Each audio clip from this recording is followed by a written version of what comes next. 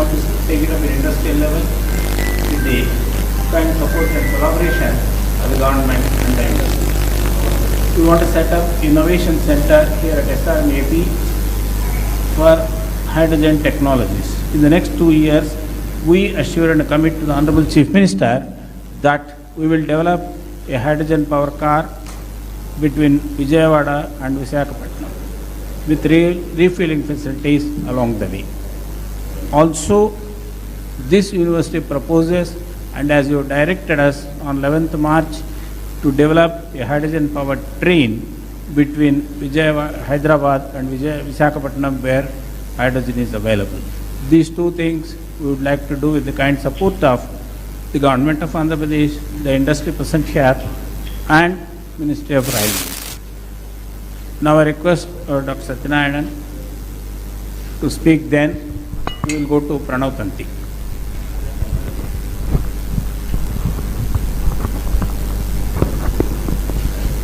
First of all, I would like to welcome the Chief Minister, the Honorable Chief Minister, for this Hydrogen Summit. And I understand he's been away from Andhra Pradesh for the past 3-4 days, and he's very tired. But in spite of that, he has made it to this occasion. We are very happy to be hosting this event. As Professor Raut told, we will be interested in producing hydrogen in the university, but for the industry, and also we would be interested in doing a prototype for a hydrogen train which can run between Vijayawada and the Visakhapatnam. So I request our Chief Minister, who has always been readily helpful for us, to help in this initiative also. Thank you very much.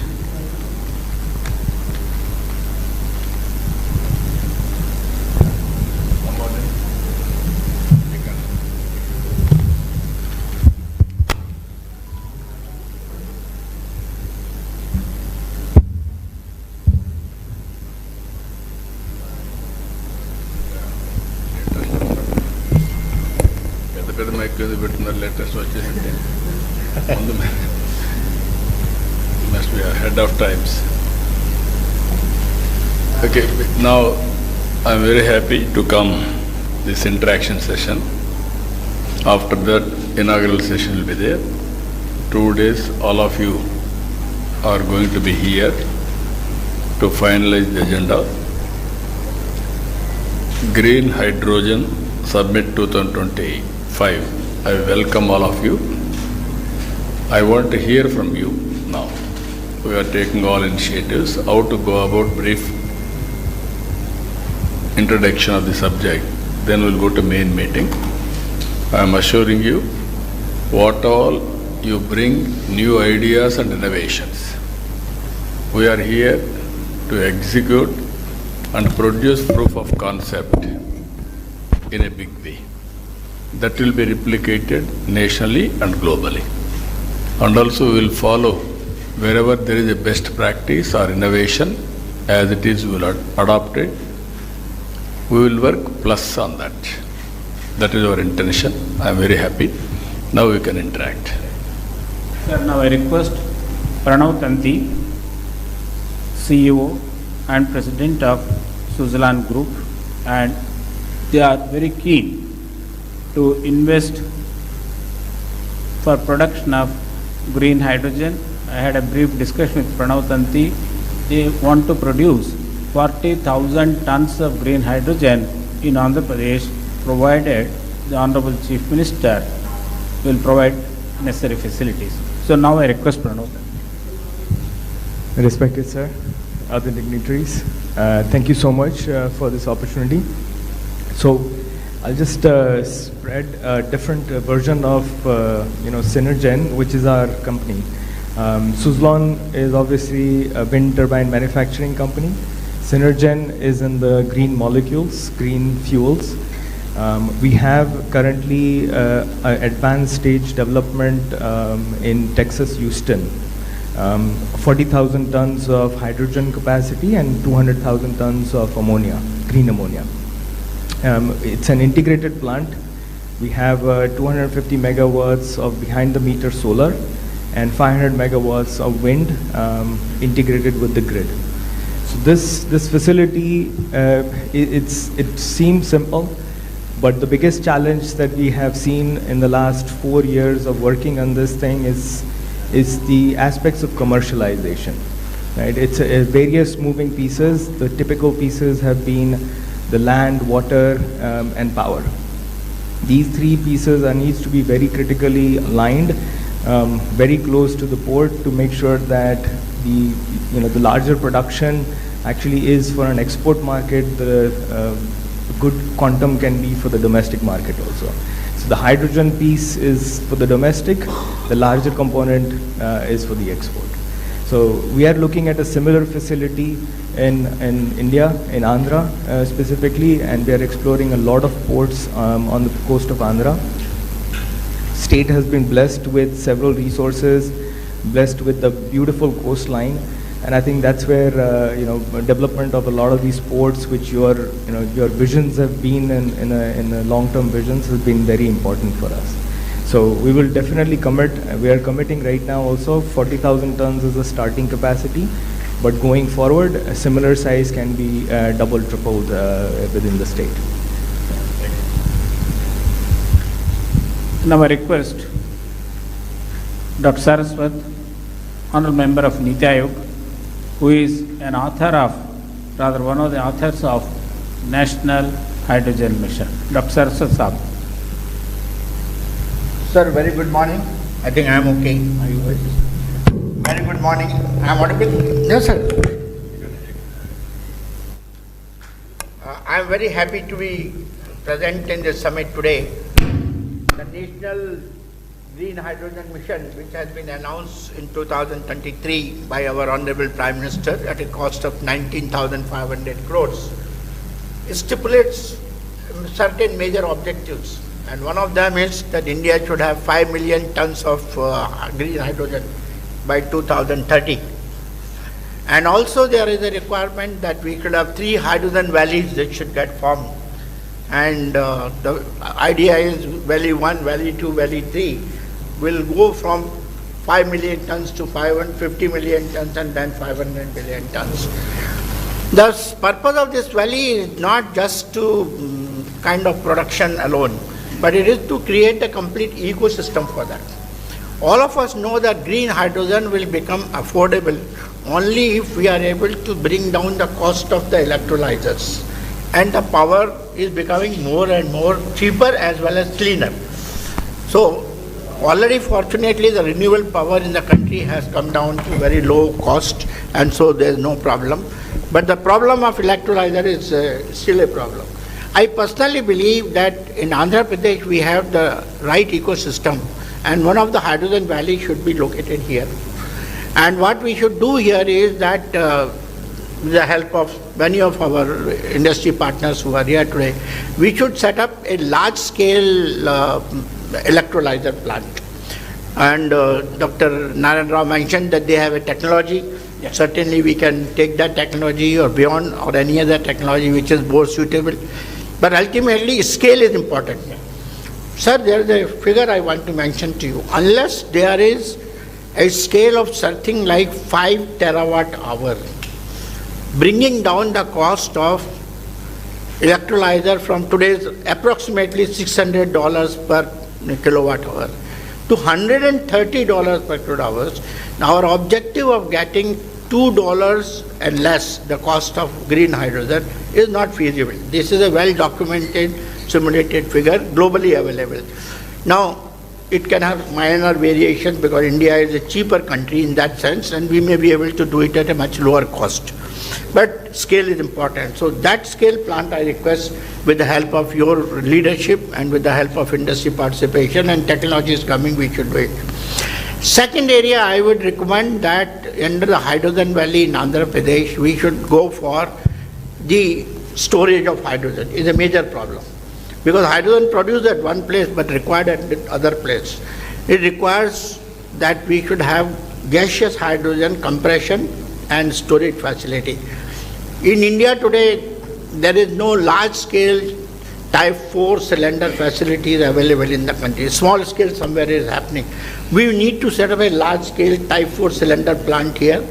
Now that would take us for the complete ecosystem, not only manufacturing, testing also. So today we are sending all our cylinders to Germany for testing. I think we should set up a plant in Andhra Pradesh here and complete. We should be able to do it here in Amravati and places. We should be able to set up that. Third thing is, sir, today a lot of presentation was there on the fuel cell. Ultimately, when hydrogen is used for mobility, it will have to need the fuel cells also. So another plant what is needed is that of the fuel cell. Dr. Lele made a very wonderful presentation just in the morning, and they have technology. Only what we have to do is again bring the industry today and set up a good fuel cell manufacturing facility that can be done. And for the purpose of mobility again, hydrogen can be carried as a gas, or hydrogen can be carried in the form of either ammonia or in the form of methanol or ethanol. I think the technology what they have of converting ethanol directly to hydrogen that can be used, or technology what we have developed, methanol directly to hydrogen that can be used for heavy duty trucking and marine applications. A large number of ships today, sir, are now going to use only methanol as a fuel for marine application. Methanol is not used as methanol. Methanol is converted into hydrogen, and hydrogen is put into the fuel cell and then electrification. So that is again one area where I would say this particular hydrogen valley should do. Sir, I think in the country this should become the hub as far as the hydrogen ecosystem in the country is concerned. Only one request I am making. Till such time the cost of green hydrogen comes down, other forms of hydrogen also we should not shy away. Actually, I want to mention to you that in G20 last year, year before last, we had made all the foreign countries to agree from Niti Aayog that we will work for clean hydrogen. We will not work for only green hydrogen. Our ultimate aim is green hydrogen because that is the zero carbon. But affordability is important, and if I want my steel industry to become user of the hydrogen or refineries to become user of green hydrogen, the cost has to come down. Blue hydrogen is available, so we should be able to do that today, and it can be produced from number of sources. We can have biomass, we can have coal, we can have natural gas, many other things, and those things. All these things can be done in this state, and under your leadership, with the help of industry, I think we should be able to do that. Thank you. Sir, now I request Dr. Ashish Lele, Director, CSIR, National Chemical Laboratory. As Dr. Saraswat mentioned, they have developed the technology to a matured level. Now Dr. Ashish Lele. Thank you, sir. Thank you for giving this opportunity. I am the Director of National Chemical Laboratory, a premier CSIR lab in the city of Pune. We started working in the fuel cell development area since 2005, and we have come to a stage where we can produce with our industry partner anywhere between 20 to 100 kilowatt fuel cells as standard modules. And then these are modularized. So if you want 200 kilowatt, it will be 2 modules of 100 kilowatt. So depending on which application we are looking for, all of these applications can be configured with the right kind of fuel cells. This is a fully indigenous fuel cell. Every component within the fuel cell also is now indigenized. So we have set up the whole ecosystem. There's a industry partner who is now making large fuel cells and also integrating them with the other parts of the drivetrain, like batteries and DC-DC converters and so on. So we reached a full prototype level. The first indigenous catamaran was launched by the Honorable Prime Minister last February. We have also demonstrated cars, buses, so all of it. So sir, as Dr. Saraswat very rightly mentioned, in ports there is very large applications for fuel cell based mobility, whether it is catamarans or tug ships and so on, which require anywhere between 50 to 100 plus kilowatt fuel cells. In ports, I think this would be a great application, as well as in drones. We are now working with a few drone companies to develop fuel cell based high endurance, long distance traveling drones. So So we'll be very happy to participate in any effort in Andhra Pradesh to take these technologies now to real commercial scale. We have done enough prototyping now. We are looking for opportunities to now scale up and commercialize. So very, very helpful. Thank you. So the Honorable Chief Minister is kindly aware that AM Green has set up their plant in Kakinada with a goal of producing 3 million metric tons of green ammonia. Now I request Dr. Ramkumar, CTO of AM Green. Sir, respected sir, good afternoon and thanks for this opportunity. So I represent two group companies, Greenco and AM Green. Greenco is a renewable energy company which produces green electrons, and AM Green is the green molecule company which is launched last year. So as Professor D.N. Rao was mentioning, already the Nagarjuna Fertilizers was acquired by us in Kakinada, and now there is a very brisk activity going on to convert this Nagarjuna Fertilizer plant into 1 million metric ton to start with 1 million metric ton of green ammonia. And to support that, sir, we are setting up 1680 megawatts of electrolyzer capacity for producing green hydrogen, because with green power and green hydrogen we are going to produce the green ammonia. And sir, you will be very happy to know that from Andhra Pradesh, for the first time in the country, we have finalized the supply contract for November 27 from Kakinada port to supply green ammonia produced in Kakinada all the way to Europe to Uniper, a company, German-based company. Already firm contracts have already been placed, sir. Our first supply will start by end of November 2027. And apart from this, sir, you are already aware, I was told that you and your other cabinet colleagues have already visited world's largest pump storage hydro project at Pinnapuram, which is nearer to Kannur. And sir, the distinction of this project is that it is a 2 gigawatt capacity storage where greenfield lower reservoir of water and upper reservoir of water has been created. It acts as a water battery, and with the help of this pump storage hydro, our renewable power delivered cost round the clock, renewable energy round the clock, RERTC is the normal acronym, is below $55 per megawatt hour. Nobody in the world is betting on this number, whereas we bet this and we won the orders for this. And also our promoters, Mr. Anil Chalmalasetti and Mahesh Kohli, they want to make Kakinada as a green energy hub, and we are planning for 500,000 tons per annum of biorefinery, where we would like to grow the Napier grass, Indian Napier grass, and convert the Napier grass into bioethanol and other value-added products. So for all of them, Kakinada would be the hub in Andhra Pradesh. I would be very thankful, sir, for the kind support of the government for this. Already we received some subsidy from the government of Andhra Pradesh. Sir, I request Dr. R.K. Malhotra, President of Hydrogen Association of India. He has rich and vast experience in the energy sector. Presently, he is the senior advisor to the Minister of Petroleum, MNRE, and many agencies. Now I request Dr. Malhotra. Good afternoon, sir. It's a privilege to be in this meeting with you. You are known as a very progressive Chief Minister of the country. We have seen the kind of progress you made earlier, and now when you build up the new capital, I think hydrogen should be the focus area. AM Green is doing a good job. Suzlon wants to do big projects. But as Dr. Saraswat mentioned, that you have Visakhapatnam refinery also, and where the hydrogen can be produced, blue hydrogen can also be delivered. So a mix initially, as long as the hydrogen, green hydrogen cost is higher, for various applications there will be some reluctance. So mix of blue and green, if it is used, you can become the leading state in the hydrogen economy in the country.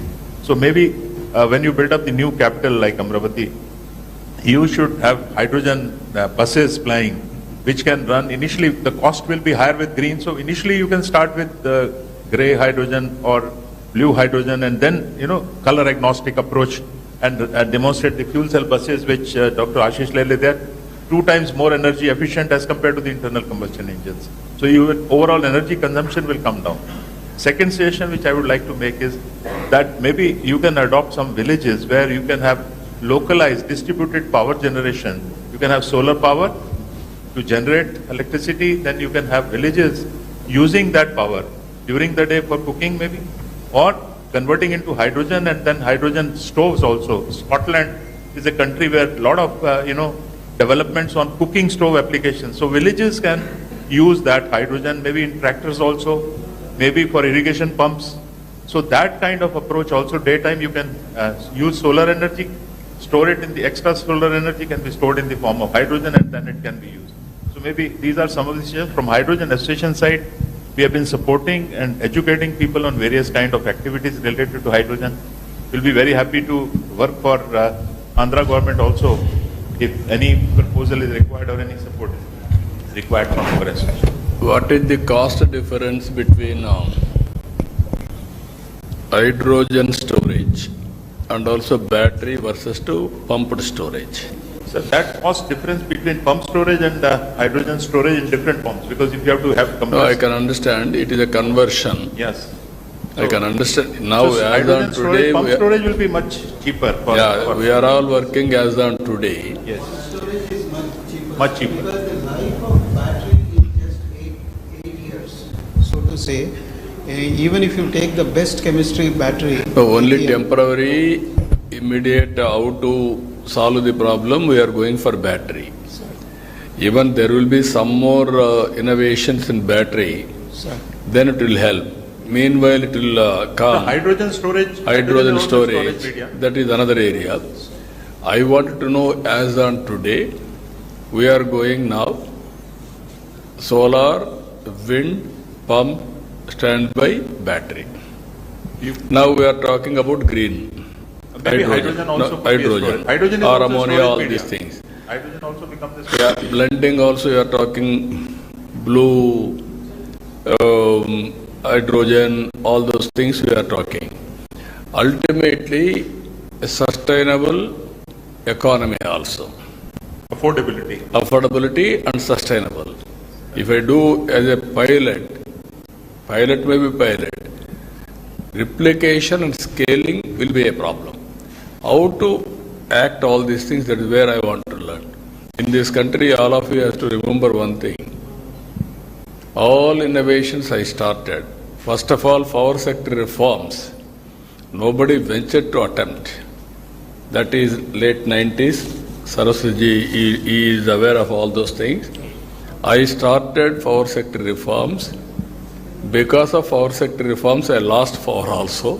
That is different in 2004. That is another scenario.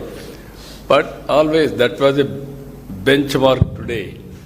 And also all states are forced to adopt power sector reforms today. So these are all, I am aware of all developments in power sector. Not today, from the historical past also, from inception, especially 1995. So I am analyzing all our ideas and thoughts and innovations, how to integrate, how to take logical conclusion. Sir, now I request.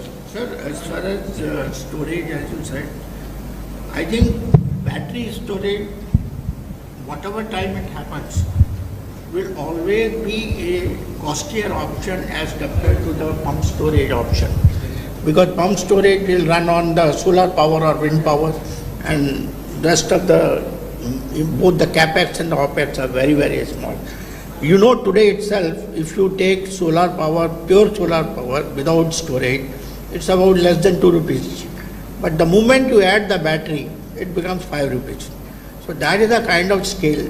Even if you reduce the cost of battery, which is most unlikely because battery uses all critical minerals, and these critical mineral costs cannot come down because of non-availability. Marginal changes will come. So we have to always explore methods of storing hydrogen or storing power using the other methods. For example, hydrogen storage you can use as Sir Ram Kumar is telling, ammonia. People are using ammonia, people are using ethanol, people are using methanol. They are the best carrier of hydrogen. They can be carried and then they can be reformed to give you pure hydrogen. And once that has happened, your transportation cost comes down, your ultimately delivery cost of hydrogen to the end user becomes the cheapest, if you follow that. So storage, I personally believe we should focus on cheaper means like pump storage. That is the best method is going to happen. Yeah. Sir, now I request Andrew Schumann, CEO, Everences Renewables from Australia. Thank you very much. Thank you for the opportunity to come and speak to yourself and everybody here today. I'd like to bring a little bit of a different perspective to the conversation, and that's the one of an investor. Unless we can really make green hydrogen a value proposition, then it's going to be very difficult to get the investment. And without substantial investment, it's going to be hard to be successful. So a bit about myself. I'm an engineer. I've spent a large portion of my life working with doctors and professors, helping them to build process plants and processes and then upscaling them to commercial scales. And so I appreciate the complexities behind that, and I was really happy when Seshidhar approached me to join Arvences. The Arvences group is looking to invest in excess of $100 million into India. And we're looking at areas such as technology, AI, 3D printing, and all those things. We're also looking at renewable energies, and we're also looking at e-waste recycling. Okay. And we've been really, really impressed with the vision that I've seen in India. You know, when I've looked at all of the documents and the research that I've done, the vision that the government as a whole, as national, and then yourself has really put forward to say, this is where India wants to go. I really wish that Australia would have that same vision and be so clear about it. People are very scared to commit to any technology, whereas you have been very, very good with that. And so for me, from an investor perspective, you know, we're going to be starting off. We're working with to get permission from NREDCap to start our first 12 ton per day biogas plant, and we plan to rapidly expand that to 50 tons per day. Thank you. Please go ahead. Okay, please go ahead. Yeah. Okay, please go ahead. Oh, okay. So we're going to be rapidly upscaling that to 50 tons per day. And we've always been looking at, rather than just staying at biogas, how do we extend that into green hydrogen? So I've started doing quite a bit of research into, you know, how do we de-risk this from an investor perspective? What are the things that we need to do to ensure that the demand side is there? And it was really good for me to hear the esteemed doctors all around the table all saying we need the demand side to get there. We need to get other applications other than just the fertilizer industry and the petroleum enrichment industries. We need to look at how do we actually increase the demand? And then on the other side, how do we look at the supply? Now, being a biogas provider or investor in that, I feel a little bit, you know, like the orphan child. If I look at the scheme that's been put in place for the development of green biogas, it's all about electrolysis, okay?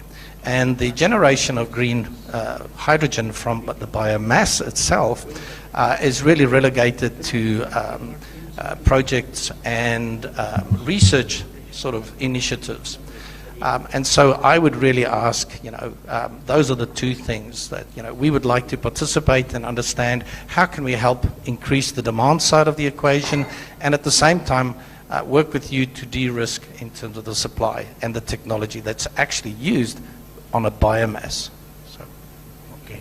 Before we close this discussion, I request the Honorable Chief Minister to address the industrialists present here. Friends, only I came here to learn more and also adopt all those new technologies, new innovations, ultimately how to reduce the cost of energy.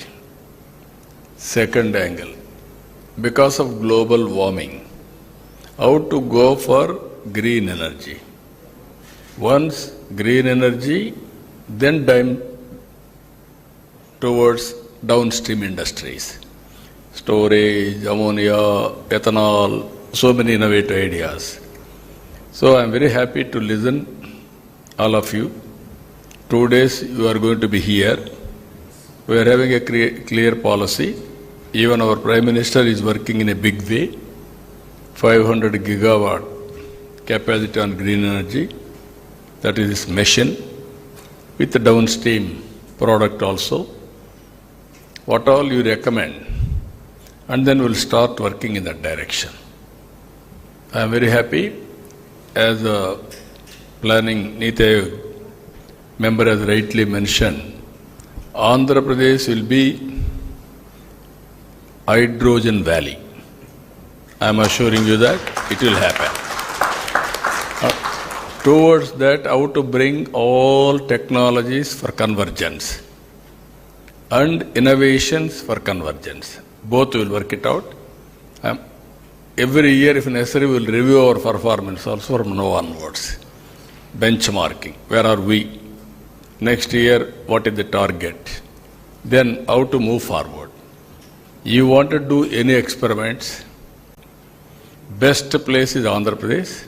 I am assuring you, you test all your R&D research here. And then we'll implement any innovation, you need proof of concept.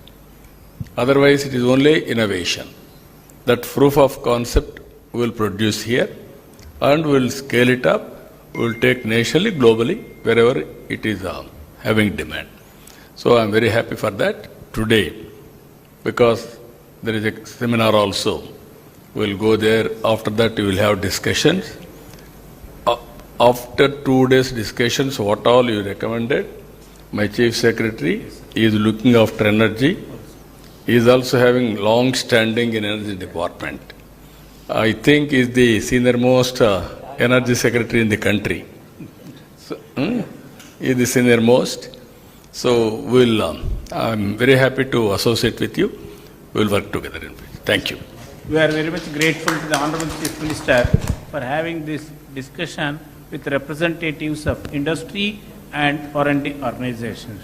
Thank you, sir. We will come back to the government with the recommendations in summit.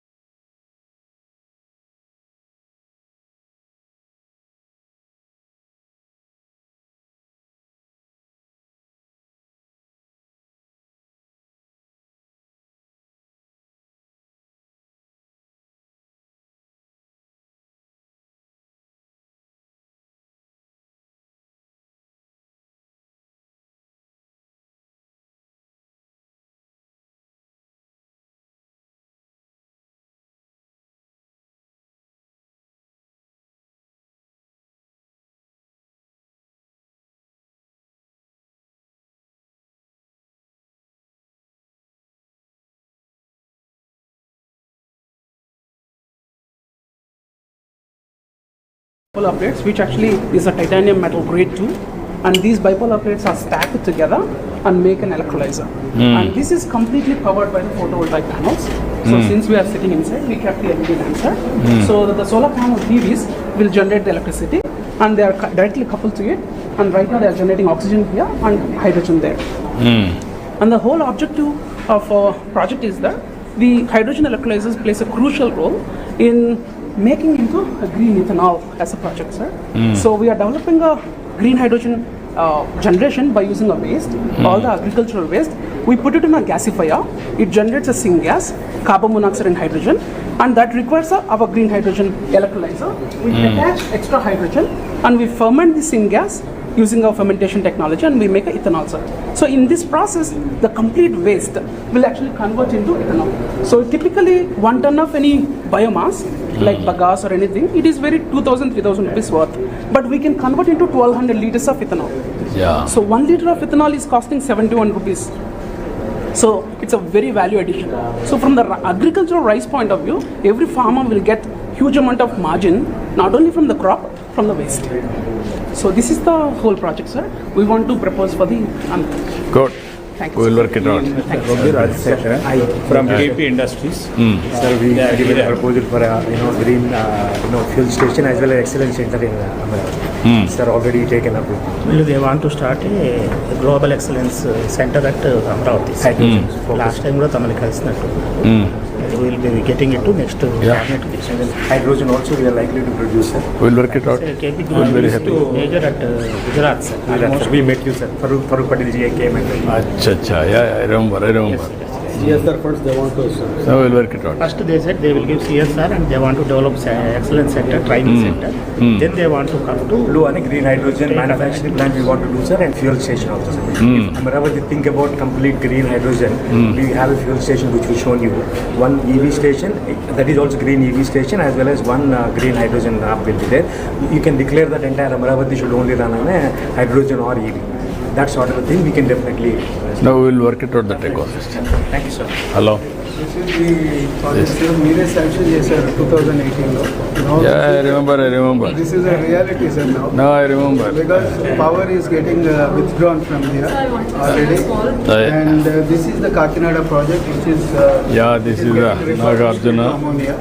ముందు phase 1లో 500,000 tons, sir. ఆ తర్వాత 28 కల్లా full 1 million ton.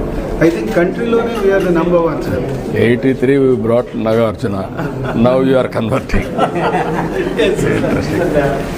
Pankaj Patak wants to explain recycling of e-waste. Sir, we are having a different approach of recycling the e-waste through hydrometallurgical process. So right now we have developed a technology which is going to be for upscaling this in TRL5, where we are having a cathode material and we are having a selectivity of the metals like lithium, cobalt, nickel, manganese. We can select it later, and later on we can make up for the battery manufacturing. So we have made the precursor, and that can be reused for the battery manufacturing. So these are the things we are having it, and also we are going to run for the pilot stage. Okay, very nice.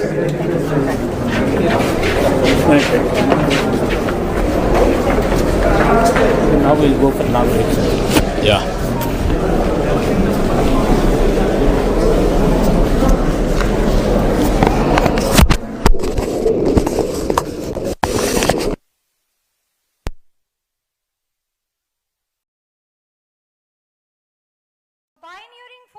In modern governance and a leader whose unwavering commitment to innovation, sustainability and public service continues to shape the future of Andhra Pradesh.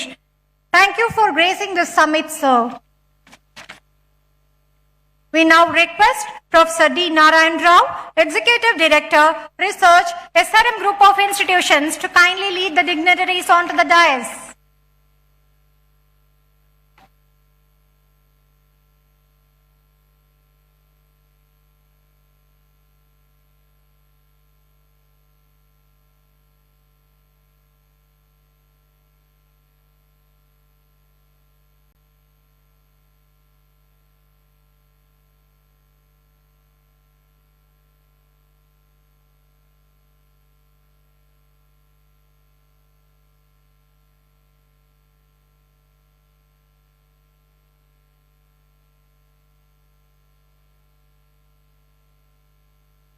We now begin this landmark event with the tradition that symbolizes the awakening of knowledge, the lighting of ceremonial lamp. May I request our esteemed dignitaries to kindly join us for the lamp lighting ceremony. Let us begin with the welcome address by Dr. P. Satyanarayanan, Pro-Chancellor, SRM University, Andhra Pradesh. We request you to kindly deliver the welcome note, sir.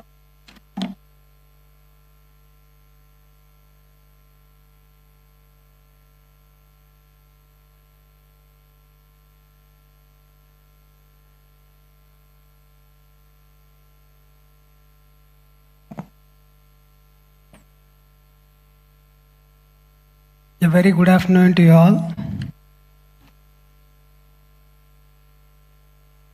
Esteemed guests, scientists, policymakers, innovators and friends. At the very outset, I extend our deep gratitude to the Honorable Chief Minister of Andhra Pradesh for his presence and his unwavering support for clean energy innovation. Sir, your leadership in advancing renewable energy, hydrogen infrastructure, and world-class research ecosystem continues to inspire not us, the students and faculty, but the entire scientific and industrial community.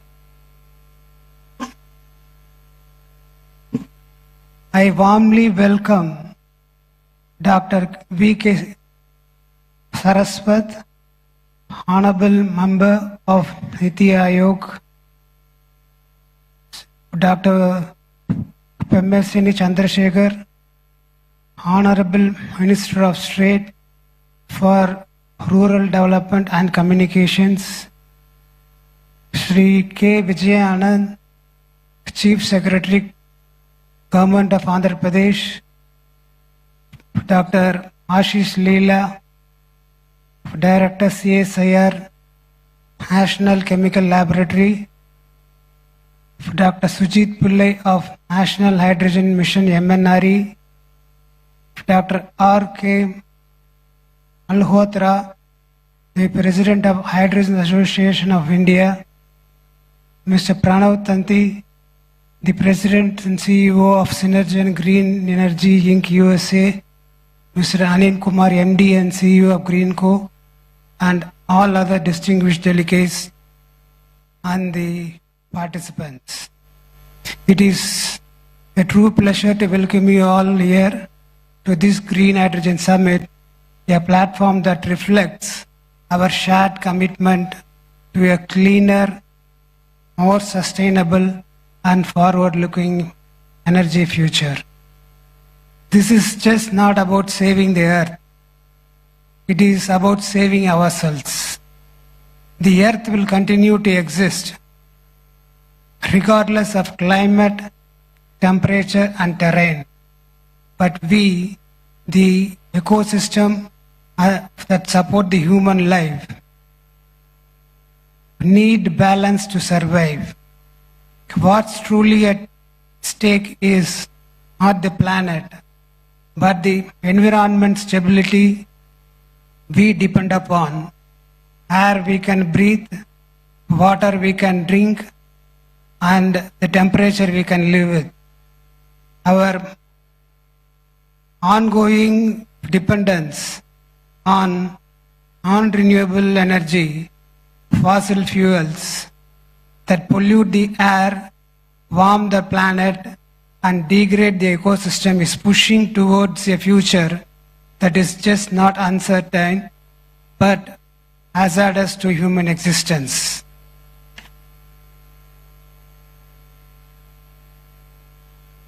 That is why the transition to renewable energy is not just important, it is urgent. And in this transition, the green hydrogen has a very critical role. It is one of the few clean energy sources capable of addressing industry scale needs, long distance transport, grid level storage, and the areas where the batteries and the technologies fall short. Recognizing this, the Honorable Chief Minister has taken a pioneering step by launching Andhra Pradesh Green Hydrogen and Green Ammonia policy in 2023. This policy outlines a clear vision to produce 500,000 tons of green hydrogen per year and 2 million tons of ammonia per year, backed by strong incentives. From ST reimbursements, electricity duty waivers, to land concessions and priority port access. These are not symbolic steps, they are concrete foundations to make Andhra Pradesh a national and a global hub for green hydrogen. And what makes this even more inspiring is the mindset behind it. It was on this very stage that Chief Minister once said, being a visionary is a problem. And yet, he chose to envision what others wouldn't, that courage to move ahead despite the weight of uncertainty is what defines his leadership and that makes history. At SRM, we believe in that vision and we are committed to growing with the Andhra Pradesh state. As the Andhra Pradesh builds Amravati as a capital of the future, we at SRM University AP want to grow alongside it to be part of its transformation and history. In line with this vision, we are proud to announce the launch of the SRM Institute of Emerging Technology. At its heart, it will have the Department of Energy Engineering, one of its kind, committed to research, innovation and skill development in the clean energy space. Apart from this, we are also planning for health engineering, financial engineering, defense engineering, and sports sciences. So that makes this SRM Institute of Emerging Technology to be different from the other institutions in India. If we are able to, if we are to be the last generation to depend upon fossil fuels, then the next generation must be the first to lead the clean energy revolution. While the government set policies, industries build systems, it is the youth with their ideas, innovation and courage who will carry this transformation forward. They must not just inherit the planet, they must be empowered to reimagine it. Let us not fail them. Let us ensure that this borrowed planet passed on to us by our ancestors is returned to the next generation in a livable, breathable and a beautiful form. Let us be the last generation that depended on fossil fuels and at the first that made the clean energy truly universal. Let's work for it. Thank you very much.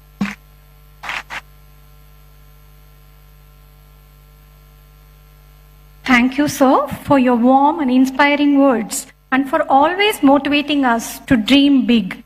We now invite Professor D. Narayan Rao, Executive Director, Research, SRM Group of Institutions, to set the stage by introducing the vision and purpose of Green Hydrogen Summit.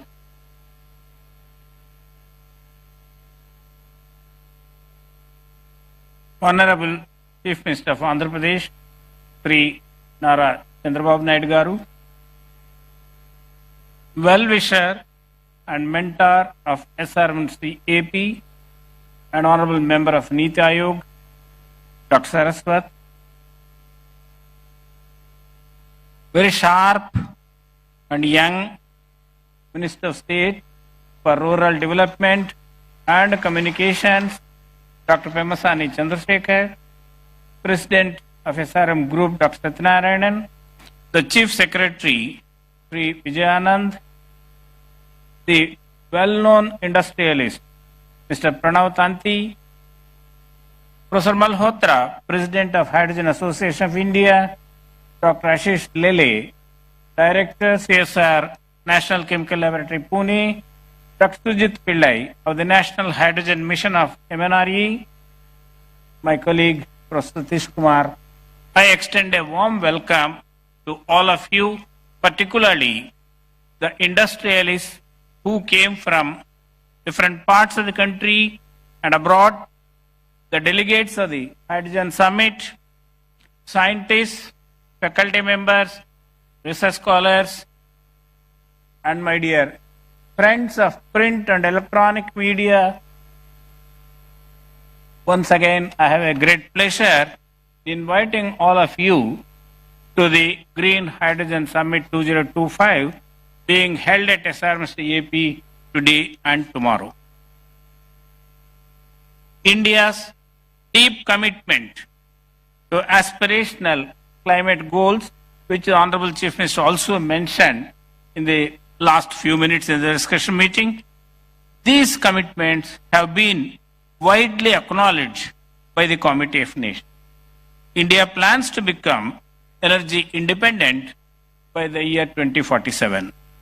The Union Cabinet approved several science and technology missions, including the prestigious National Hydrogen Mission with an impressive outlay of 19,744 crores of rupees. The key objectives of the mission are making India a leading producer and supplier of green hydrogen to the world, reduction in imported fossil fuels. Expected outcomes of the mission by 2030 are development of green hydrogen capacity of 5 million metric tons per annum, indigenous development and manufacturing of electrolyzers, creating opportunities for employment and economic development. Hydrogen, with its remarkable attributes of high energy density, zero emissions, has a wide variety of applications. With the permission of the Honorable Chief, I want to mention some of the potential applications in this country. Ministry of Road and Transport and Highways will enable adoption of green hydrogen in the transport sector. Ministry of Ports, Shipping and Waterways will play a crucial role for establishing capabilities for export of green hydrogen and its derivatives. Now, hydrogen-powered drones are becoming very popular all over the world. The Honorable Chief Minister has created Drones Corporation of Andhra Pradesh, which could consider to develop hydrogen-powered drones. This will be the first state in the country to develop hydrogen-powered drones. Ministry of Petroleum and Natural Gas will be facilitating uptake of green hydrogen in refineries and city gas distribution. Green steel. Steel production is one of the potential sectors where green hydrogen can replace fossil fuels. Ministry of Steel will drive adoption of green hydrogen in the steel sector. European countries say we will import only green steel. So this is a great opportunity for Visakhapatnam steel plant to go for steel production using hydrogen. Now I have a request to the young Minister of State for Telecommunications. The backup power requirement of telecom towers presents an apt opportunity to deploy reliable and on-demand renewable energy solutions. Sir, it is estimated that these towers in the country consume about 2 billion liters of diesel every year. So hydrogen could be considered as a backup energy source. Ministry of Railways is working on transitioning towards adoption of green hydrogen in view of its ambitious plan to reduce the carbon footprint. Ministry of Railways has already developed a hydrogen-powered fuel cell-based train with 10 coaches, and the pilot hydrogen-powered train will be demonstrated in September 2025, that is the next 2 months, between the stations Jhind and Sonepat in Haryana. In March 2025, the Honorable Chief Minister directed SRM University AP to develop a hydrogen-powered train between Hyderabad and Vijayawada. Then immediately Chief Minister said, no Narayan Rao between Hyderabad and Visakhapatnam. Yes, sir, we are at it. Now, yeah, please.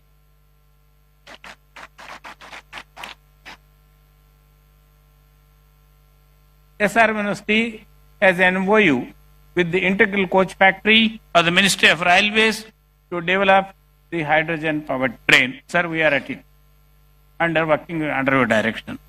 We earnestly request the kind support of the Honorable Chief Minister and the Ministry of Railways for the development of this hydrogen-powered train as a flagship project of the state of Andhra Pradesh.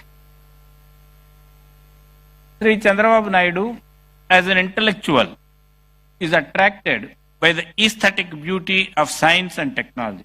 And as a people's leader, he is greatly attracted towards technology and the promise it holds to transform the state of Andhra Pradesh and its economic development. Let's give a big applause to the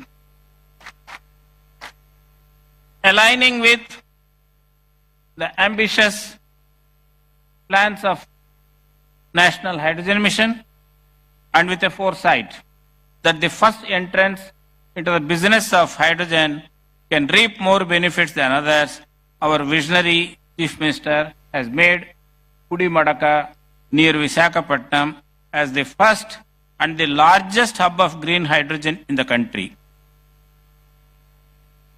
The Visakhapatnam Hydrogen Hub will be producing about 1.5 million metric tons of green hydrogen per annum, 3 million metric tons of green ammonia, methanol, etc.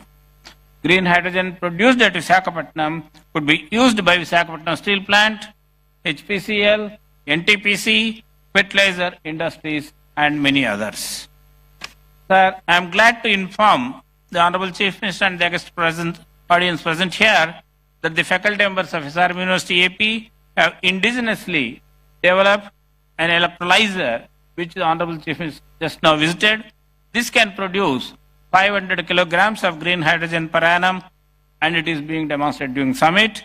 It is scalable to produce 150 tons of green hydrogen per annum.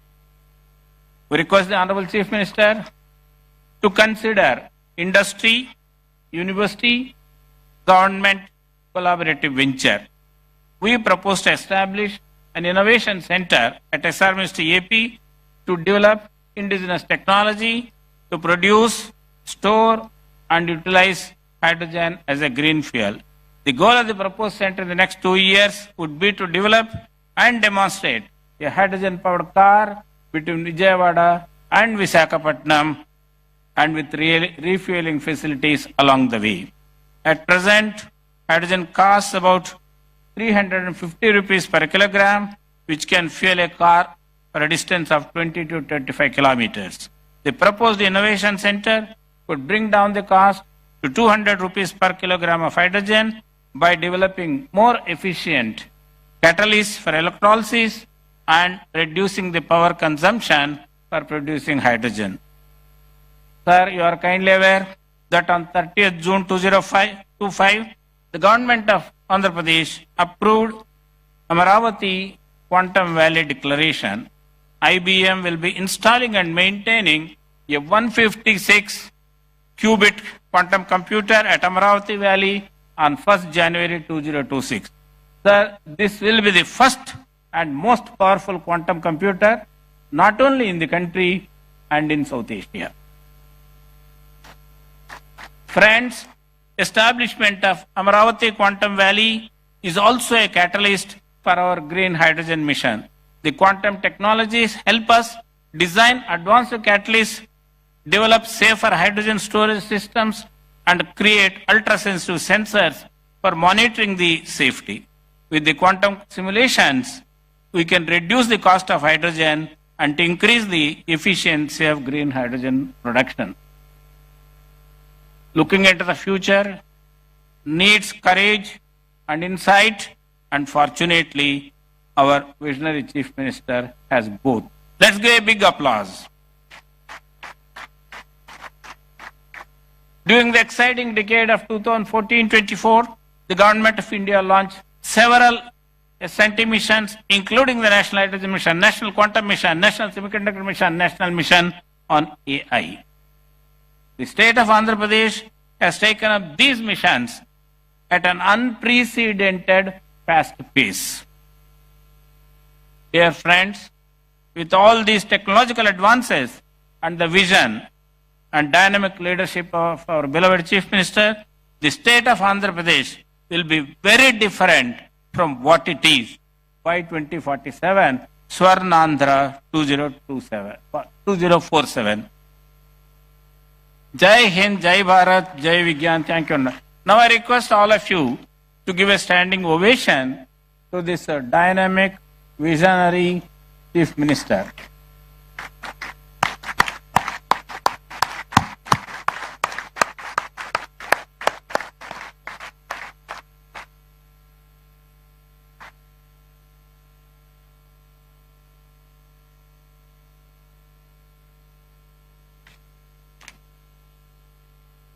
Thank you, sir, for framing the summit's goals with such clarity and depth. Now, it's our honor to invite Sri K. Vijayanand IAS, Chief Secretary, Government of Andhra Pradesh, to address the gathering.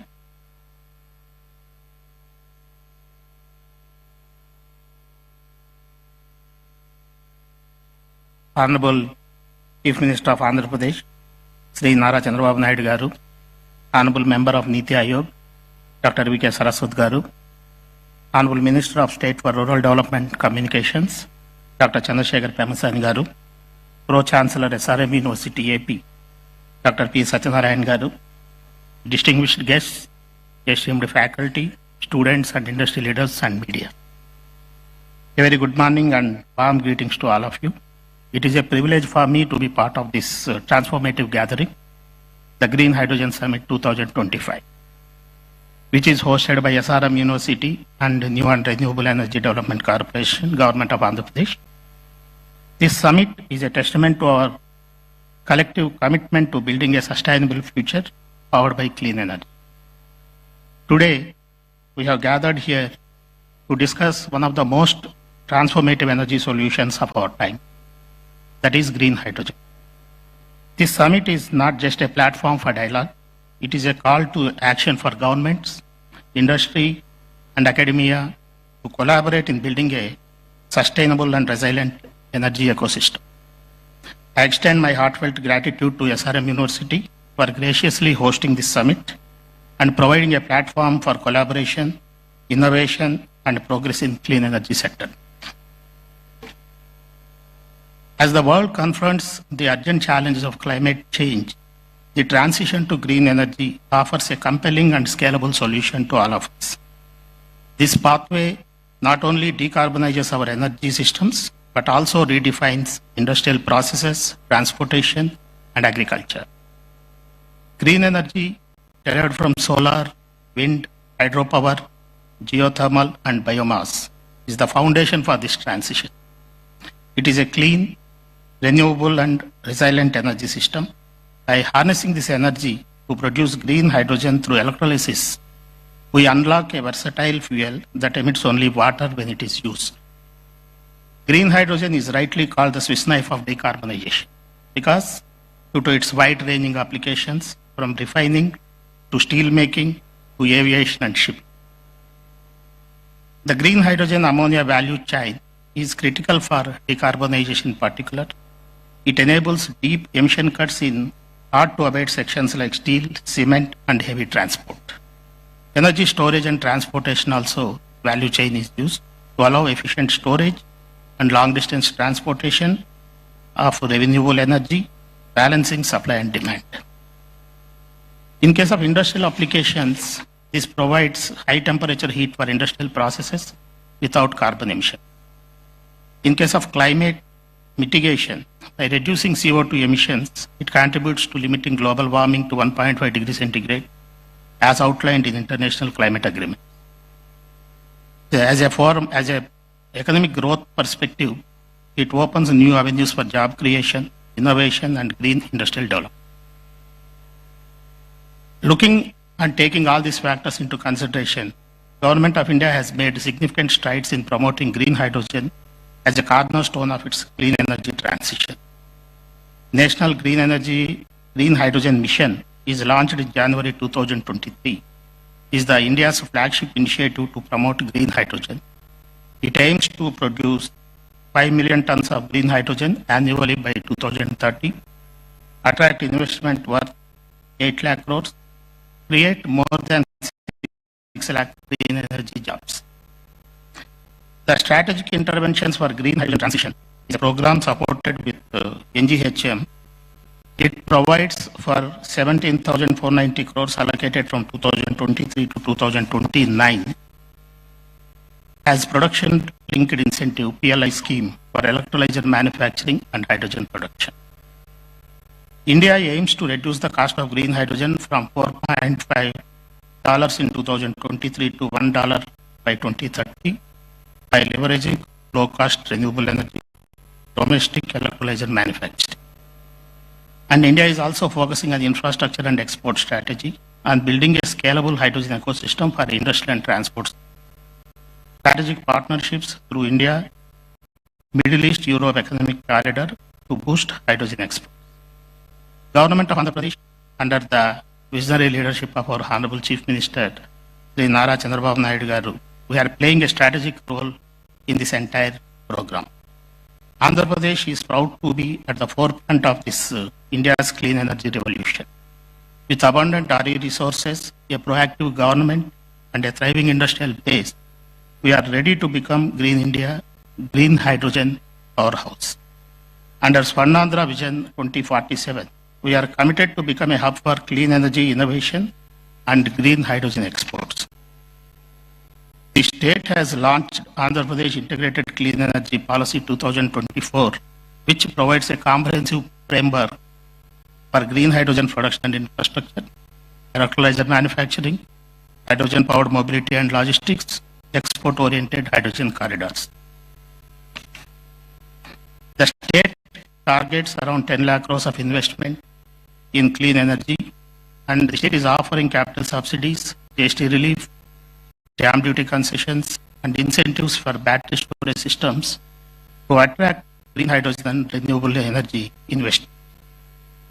Recently, India's first integrated green hydrogen hub by NTPC Green Energy, where Government of Andhra Pradesh New and Renewable Energy Development Corporation is also involved. The Honorable Prime Minister has laid foundation stone for 1,200 tons per day green hydrogen at Pudimadaka in January 2025. You are also aware 1 MMTPA green hydrogen based green ammonia manufacturing facility at Kakinada by AM Green Ammonia Private Limited they have already started. They did the groundbreaking, already started the work with an investment of 12,000 crores and creating 2,600 jobs. Development of a 2 gigawatt electrolyzer manufacturing facility at Kakinada by Tanco Krill Greenco Hydrogen Solutions Private Limited is also, they have laid the foundation stone. They have started the activity with an investment of 2,000 crores and creating 5,000 jobs.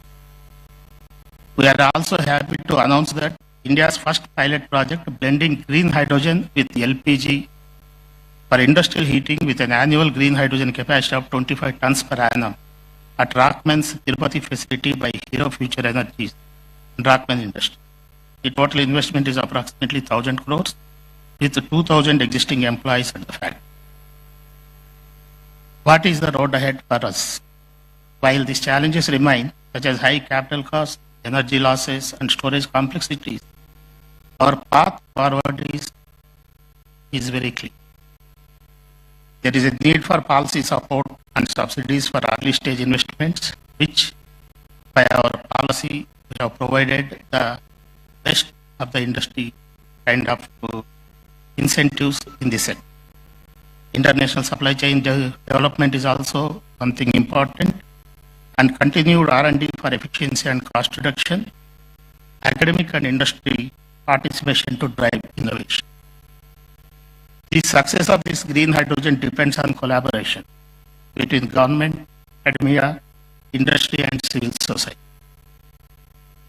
This summit is a shining example of such collaboration. It brings together thought leaders, innovators, and policy makers to chart a roadmap for a cleaner and more resilient future. I urge all the stakeholders who are present here to continue this dialogue beyond today. Let us build up pilot projects, share knowledge, and create scalable models that can be replicated across the country. As we look ahead, let us remember that the transition to green hydrogen is not just about technology, it is about vision, it is about courage, and it is about commitment. And Andhra Pradesh stands ready to lead, and we invite all of you to join us in this journey. Together, let us make Andhra Pradesh a model for sustainable energy and a proud contributor to India's green future. Thank you.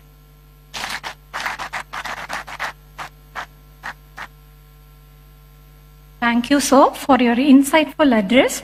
It's our honor to invite Sri Pranav Tanti, President and CEO, Synergen Green Energy, to address the gathering.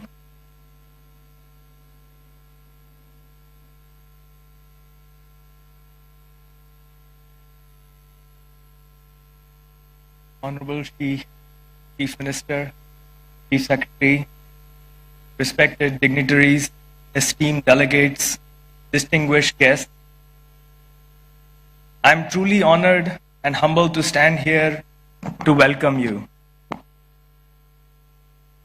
It is for sure a great privilege to welcome you all to the great state of Andhra, where the Green Hydrogen Summit has been established.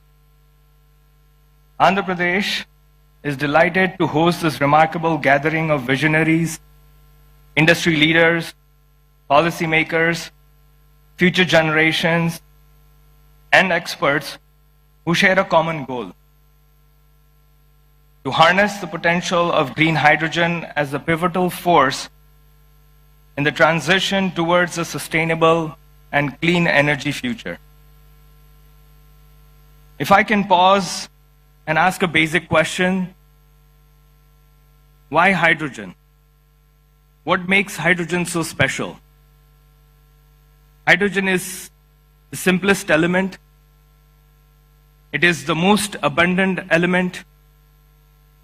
So why hydrogen? Well, the answers are in the challenges that we all face in this energy transition. In the renewable space, in the green space, we all face the issues of expansion beyond a certain capacity. All of us have been working with electrons for many decades, and we know that electrons are very notorious. They don't like to be told what to do. They don't like to be stored. They don't like to be moved around. And I can go endless. We've seen many challenges of the grid, challenges of the green power. I think hydrogen and hydrogen's derivatives is a simple solution. We need to figure out how do you make a transition towards a molecule. A green electron to a green molecule gives those answers. Hydrogen is pivotal in transforming the electrons to molecules to unlock the potential to store, to transport, to consume the green electrons when you need it. Basically pivotal in displacing the fossil fuels. Andhra Pradesh, with its strategic initiatives and commitment to clean energy, is proud to lead the way in fostering discussions and collaborations that will drive innovations in the green hydrogen. This all comes with a great vision that the policymakers, the chief ministers, the dignitaries have. This summit serves as a vital platform for exchanging ideas, showcasing advancements, and exploring opportunities for collaborations across sectors. Our company name, Synergen, is coined using two terms, synergy and hydrogen. It's simple as it stands. We strongly believe that the key to unlocking the next phase of expansion is undoubtedly collaboration. We all need to come together as one force to make it a success. We are in the advanced stages of development of green hydrogen and green ammonia manufacturing facility with the capacity to manufacture 40,000 tons of green hydrogen in the state of Texas in US. With this anticipation, we believe that the commissioning is possible in 2028, and a combined capex of renewable energy and a green fuel of $2 billion. This was only possible because of the efforts we put in fostering partnerships and collaborations over the last 4 years. Throughout this summit, let us engage in meaningful dialogue, challenge conventional thinking, and inspire one another to take bold steps towards achieving the common objectives. Your insights, experiences, and commitments will lay the groundwork for transformative change. Once again, welcome to the Green Hydrogen Summit at Andhra Pradesh. Let us harness the power of collaboration and innovation to fuel the sustainable future for the generations to come. Thank you. Thank you, sir, for your inspiring message. It's our immense privilege to invite a distinguished architect of India's science and technology policy, Dr. V.K. Saraswat, Honorable Member, Niti Aayog, Government of India. A driving force behind India's strategic advancements, Dr. Saraswat's insights continue to shape the nation's innovation landscape. We request you to deliver the keynote address, sir.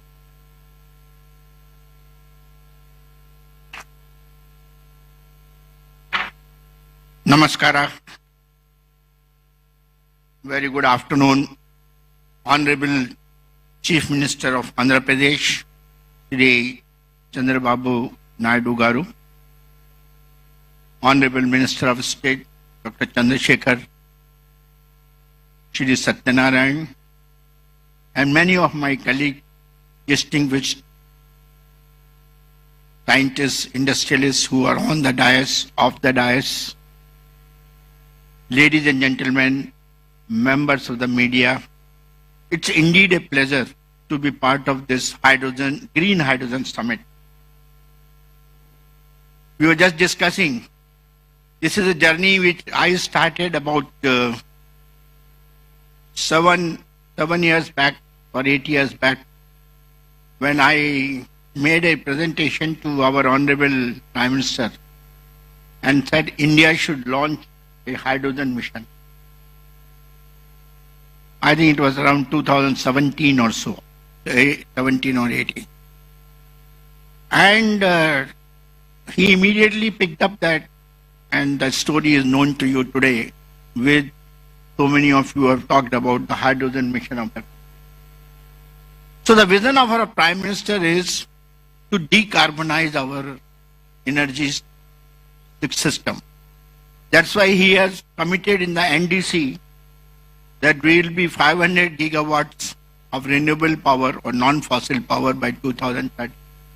He has also committed that we will have energy intensity reduced by 45%. And we will have more than 2.3 billion of carbon absorption, so that we can have, through afforestation, that much of CO2 that can come.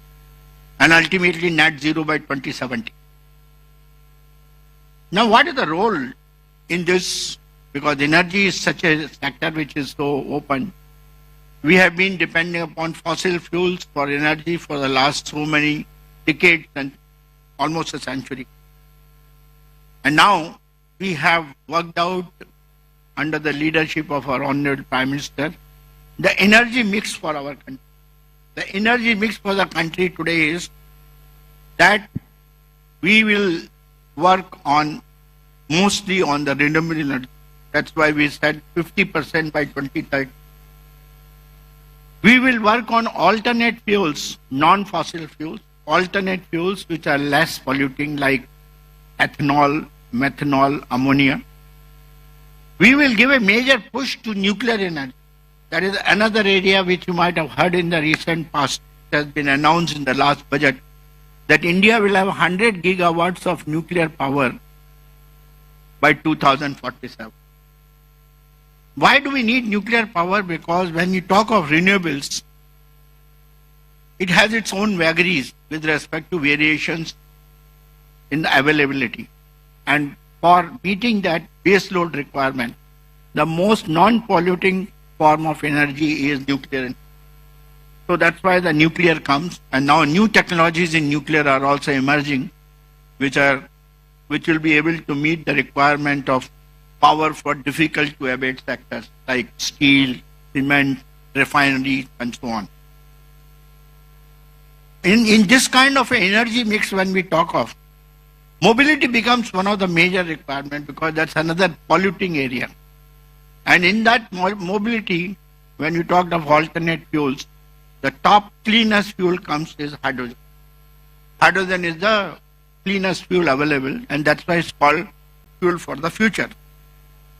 Unfortunately, or fortunately, we have been using hydrogen in various fields, refineries, petrochemicals, many other areas. And we have been producing hydrogen mostly from the natural gas, sometimes from coal, and sometimes from biomass. After doing a lot of analysis, what are the various means of producing hydrogen, people have started giving it color. Somebody says gray hydrogen, somebody says blue hydrogen, somebody says pink hydrogen, turquoise hydrogen, white hydrogen. Now this kind of a color is mainly based upon what is the total carbon dioxide emission that takes place in the process of production of that hydrogen. That is what it's called, that color is given. But as you want to do the green hydrogen, it has got its own problems with respect to the cost. We know that hydrogen can be produced in the most non-polluting manner through the electrolysis of water using, again, non-fossil energy, that is renewable energy, which is a non-fossil energy. If we can do that, we can get it. But while the cost of renewable energy has come down, but the cost of electrolyzers, which are responsible for electrolysis of water, is even today very high, which results into a differential of almost $4 to $5 with respect to the cost of gray hydrogen or blue hydrogen for that of the green hydrogen. Now, one of the major things which our Honorable Prime Minister mentioned when the National Hydrogen Mission was announced, that as a target, most of the industries should switch over to the use of green hydrogen so that progressively over a period of time we can 100% switch over to green hydrogen. Knowing very well that to start with green hydrogen is not affordable. But when from Niti Aayog, we started interacting with various industries, whether it was the steel industry or the cement industry or refineries, everybody came to only one point, sir, there is no way we can change over. Two reasons. One is the affordability, because unless the cost of green hydrogen comes to less than $2, the steel industry will say, my cost of production of steel will go up by about 20 to 30%, so I'll remain non-competitive. And same is the story with other sectors also. So what is the answer for that? But we have to ultimately reach the green hydrogen because that is the most non-polluting. In that case, there are intermediate steps that we can take. So that is why in the morning, Dr. Malhotra and Ram Kumar ji and Dr. Lele, everybody talked that we should work on blue hydrogen so that we can penetrate into the industry at the earliest. That will be our motive. And hence, I would put it this way, that we have today,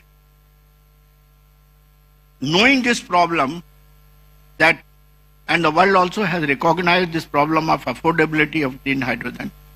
So in the G20 discussions, when the G20 was held in India, there was a major dialogue among the various nations. And all nations, after a lot of discussion, said that I think the mission name should be changed from green hydrogen to clean hydrogen. And if you, those of you who had a chance to see the declaration, final declaration, I think it is, that word has been changed to clean hydrogen. And if you now look at the speeches made by most of the Americans and the Japanese and the Germans, everybody is nowadays talking of clean hydrogen.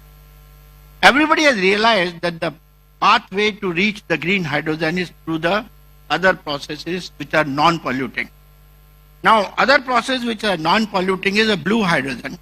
And we can use the existing fossil fuel resources like natural gas and coal and do carbon capture and utilization and produce blue hydrogen. And the cost of that will be in the region of $2 to $2.5 to $3. That is a kind of a number. And the carbon footprint will be well within the definition which has been given by the MNRE today, that the green hydrogen is green if the carbon footprint is 2 kilograms of CO2 per kilogram of. So it will be very much in that. So we will be meeting both the objectives. Now, opportunities are there because ultimately by 2047 or 2040 we have to make green hydrogen affordable. Our Honorable Chief Minister just now was telling that we have to work today, and Andhra Pradesh has the greatest opportunity to do that, because I know the leadership of Honorable Chief Minister is so great, because I have seen him transforming the IT infrastructure in the state of Telangana, that is Hyderabad, and bringing it as a city which is comparable to Silicon Valley. It became the Silicon Valley of India. That was because of the leadership and the vision of our Honorable Chief Minister. I'm quite certain that India's green hydrogen mission, which is green hydrogen, some numbers were already talked, so I'm not going to repeat. In Andhra Pradesh will be the valley of green hydrogen. All the projects which were narrated by them, I think they are the beginning for that. And I would put it this way, that we have to tread towards reducing the cost of hydrogen production, transportation, storage, and ultimately dispensation to whichever utility it is needed. And for that, technologies which are required, I think Andhra Pradesh, with the help of SRM and other institutions, can certainly meet them. A few of them I would like to mention, which I mentioned to the Honorable Chief Minister during the industry interaction, that we should set up a very large size electrolyzer plant in Andhra Pradesh. I'm very happy, Dr. Ram Kumar was telling that we are setting up something in the Kakinada region, if I'm not wrong, setting up a plant of something like 2 gigawatt and things like that. But friends, as I gave the number in the morning, unless we have electrolyzer plant capacities to the hour, something like terawatt hours, and the cost of electrolyzer comes down from today's $600 to $800 per kilowatt to something like $130 per kilowatt, and the power cost is $20 per megawatt, then you will be able to get hydrogen at $2. This is the equation we have to meet, and for that, this is the right place. This is the place because already industrialists have taken initiative, so you should set up an electrolyzer plant.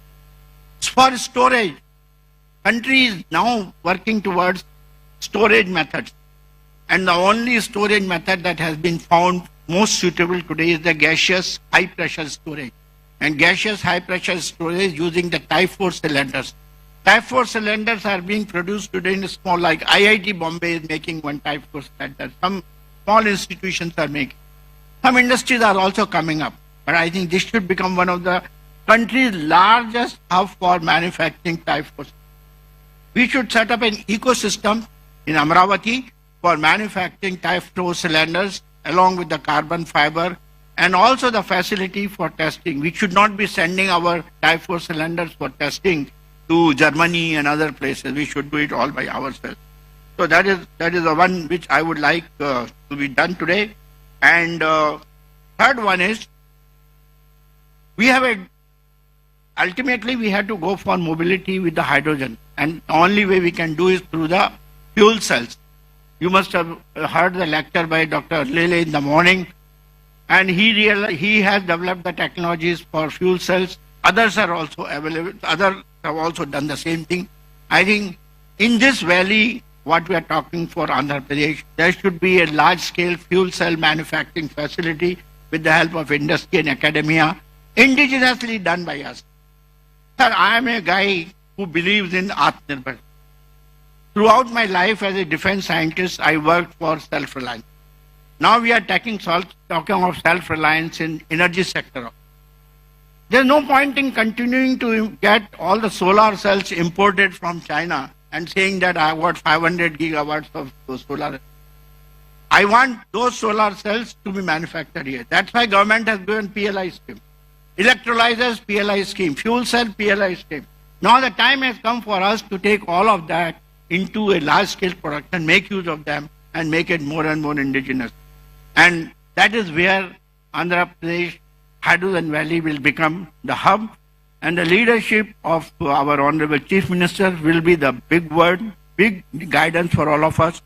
The kind of work which was done for IT industry in Hyderabad, the same should be done under his leadership in Andhra Pradesh. I urge to all of you to participate in that. Thank you very much. Namaskar.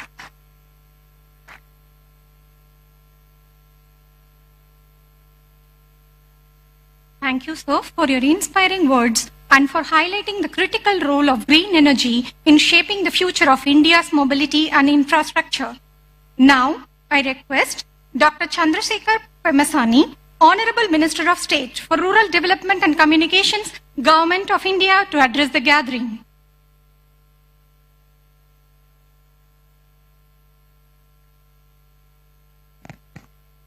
Thank you.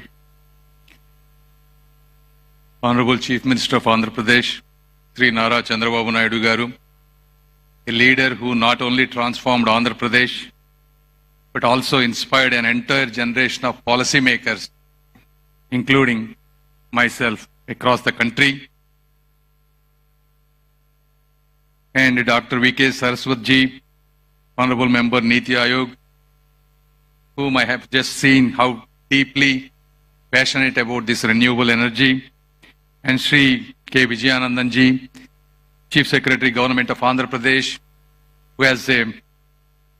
who has longest experience in electricity and energy, and all the founders of this university, distinguished guests, including elite industrialists, entrepreneurs, researchers, innovators, media, and everyone. Thank you. Welcome to the gathering. As we gather here in Amaravati, the future visionary capital of Andhra Pradesh, we stand at the threshold of a transformative era in energy. We are at a decisive crossroads where the climate change is accelerating, global fossil fuel reserves are dwindling, and the demand for clean, sustainable energy is rising faster than ever. According to the estimates, by 2040, India will be the largest consumer of energy. Today, we import 40% of primary energy with a spend of 8 lakh crores, that's close to $90 billion annually. Therefore, the energy security is India's national security. In this process, green hydrogen is not a distant hope. It is the imperative that will architect the future of our nation, our planet, and the generations to come. As everyone has said, green hydrogen is produced through electrolysis, using water and renewable energy, emitting nothing but oxygen and a clean hydrogen.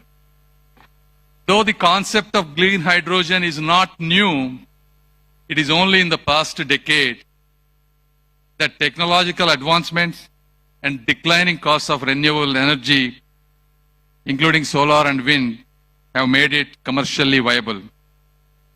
It holds the unique power to decarbonize the sectors that have stubbornly resistant to change, including steel, cement manufacturing, refineries, chemical, heavy transport, and so forth. Therefore, this is not just about energy. It is about reimagining industrial processes that have defined our economy over a century. And India is uniquely positioned to alter this course. Recognizing this, our visionary Prime Minister, Sri Narendra Modi ji, has come up with this renewable energy policy. India has 300 sunny days every year and a vast coastline ripe for both wind projects and solar power. The India has an ambitious target of 5 metric million tons of green hydrogen by 2030. Therefore, the government of India has given a budget reallocation of close to 20,000 crores. And the goal of these 20,000 crores is to reduce a current 8 lakh crore annual to every year 1 lakh crore reduction. So by 2030, we can largely get to independence in energy. Recognizing this national mission and our Honorable Chief Minister, who is another visionary leader, wanted to take Andhra Pradesh to be the heartbeat of this hydrogen hub. If you look at his past history, when the India was going through national energy crisis in 1999, he introduced bold power reforms despite political repercussions. No other chief minister has dared to do these kind of reforms other than Sri Nara Chandrababu Naidu garu. And these reforms laid the foundation for the state's energy advancements today, reducing cost through solar and wind integration. His vision transformed Telangana into a global height and innovation hub today. He is replicating the same today with the Amaravati as a technology-driven capital by coming up with innovative ideas, Quantum Valley and probably Hydrogen Valley soon, along with sports cities, defense clusters, things that are rarely be seen by many other leaders other than him. And Andhra Pradesh has set this hydrogen hub, our targets out of 5 million metric tons of India's target, he wanted to produce 20% of that, that is 1 million metric tons in Andhra Pradesh alone by 2030. And this is not just a vision. We execute this by relentlessly working hard. If you look at it, NTPC Green Energy is investing 1.85 lakh crore. This is the India's largest green hydrogen hub, producing 1,500 tons per day of green hydrogen and another 7,500 tons of its derivatives, whether it is green ammonia, methanol, etc. And the second project, Hero Future Energies, this is the India's first green hydrogen plant, blending both hydrogen and LPG so that it's commercially viable. So these investments, along with our extensive ports, coastline, indicates signals to the world that clean energy can be scalable and profitable. Though, as our previous members have said, there are challenges. Cost is an issue. Globally, green hydrogen costs around $3 to $6 per kg, compared to grey hydrogen $1 to $2. Scaling up electrolyzer efficiency has been a challenge. India water scarcity is an issue. To produce 1 kilogram of green hydrogen, you need 9 liters of fresh water, and India's water requirements are doubling. Therefore, this is when the innovation is really important.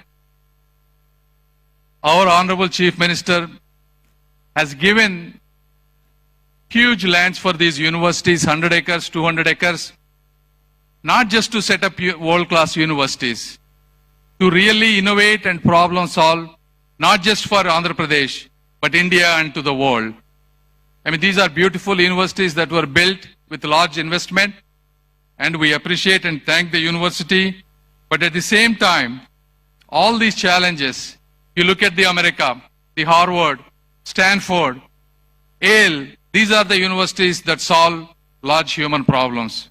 And we want the SRM, WIT, and all the universities that are establishing here want to be the same way or probably better than them in the generations to come. And we have to solve these. What are the solutions, right? If you have the water scarcity, how can we do electrolyzers using salt water?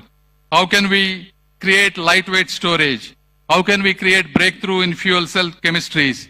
So these are all the things that both the industry, universities, and our government is always willing to do policy changes, whether it's tax breaks, subsidies, and the draft integrated plan of 2024. All of these must come together. With these right investments and government policies, we can create jobs and provide power to the rest of the world. And this is our moment to lead, to leap, and to leave a legacy. And I once again thank you for everyone being here and inviting me for this important conference. Thank you.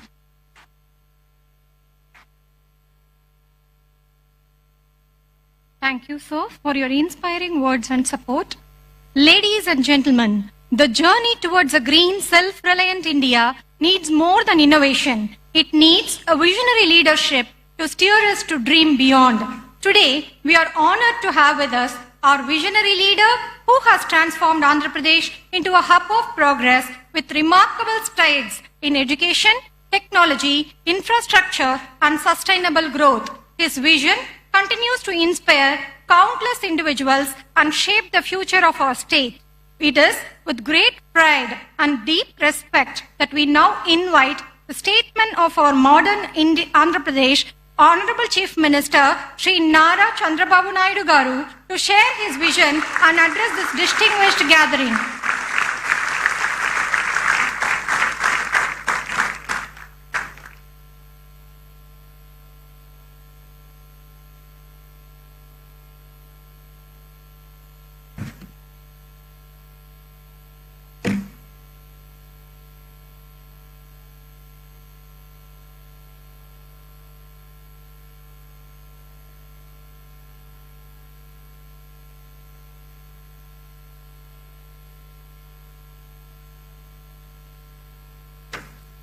Honorable Minister of State for Rural Development and Communications, Government of India, Dr. Chandrasekhar Pemmasani, Honorable Member, Niti Ayog, Dr. V.K. Saraswat, Pro-Chancellor, SRM University, Sri P. Satyanarayana Garu, Chief Secretary, Government of Andhra Pradesh, Sri Vijayanand Garu,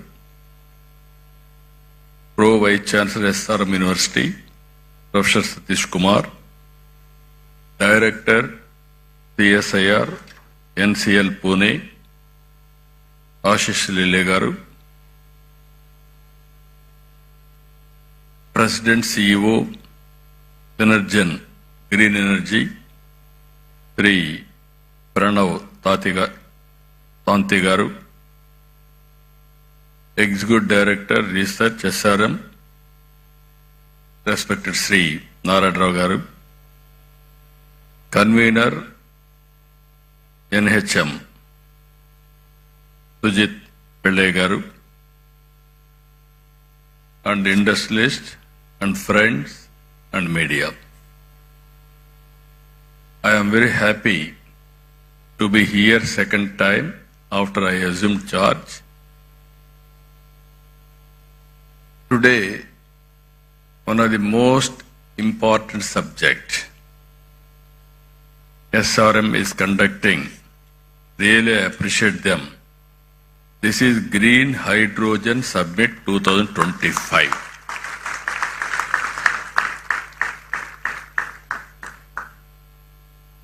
Why I am saying this is very, very important? I have seen transformation in energy sector. and also fuel sector. If you can go back 40, 50 years back, at that time, no energy. India, when I born, elementary school, when I used to go to school, we used to use only lanterns. Youngsters may forget about it because you didn't witness that type of situation. After that, power has come, electricity has come to villages. That is a big news and also very, very surprise. Then if you see after some time when I became MLA, there was a big problem of energy, low voltage, all pump sets will be totally spoiled. Even sometimes all crops will be withered away. There were days when I was Chief Minister of Andhra Pradesh, 50% of time whenever there is a session, we are having a budget session in March. March is the best season for agriculture. They need power and also hot. Automatically there is no power. All MLAs used to block the assembly through adjournment motions.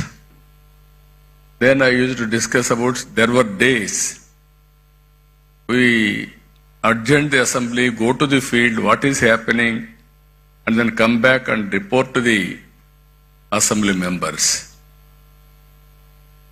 Then I thought in this country, better to go for reforms. Already one state has introduced reforms, Orissa. They were forced to withdraw reforms again because of pressure from public and political parties. In this country, I started first time power sector reforms in 1999 or 2000. That is the beginning. First regulatory commission has been set up.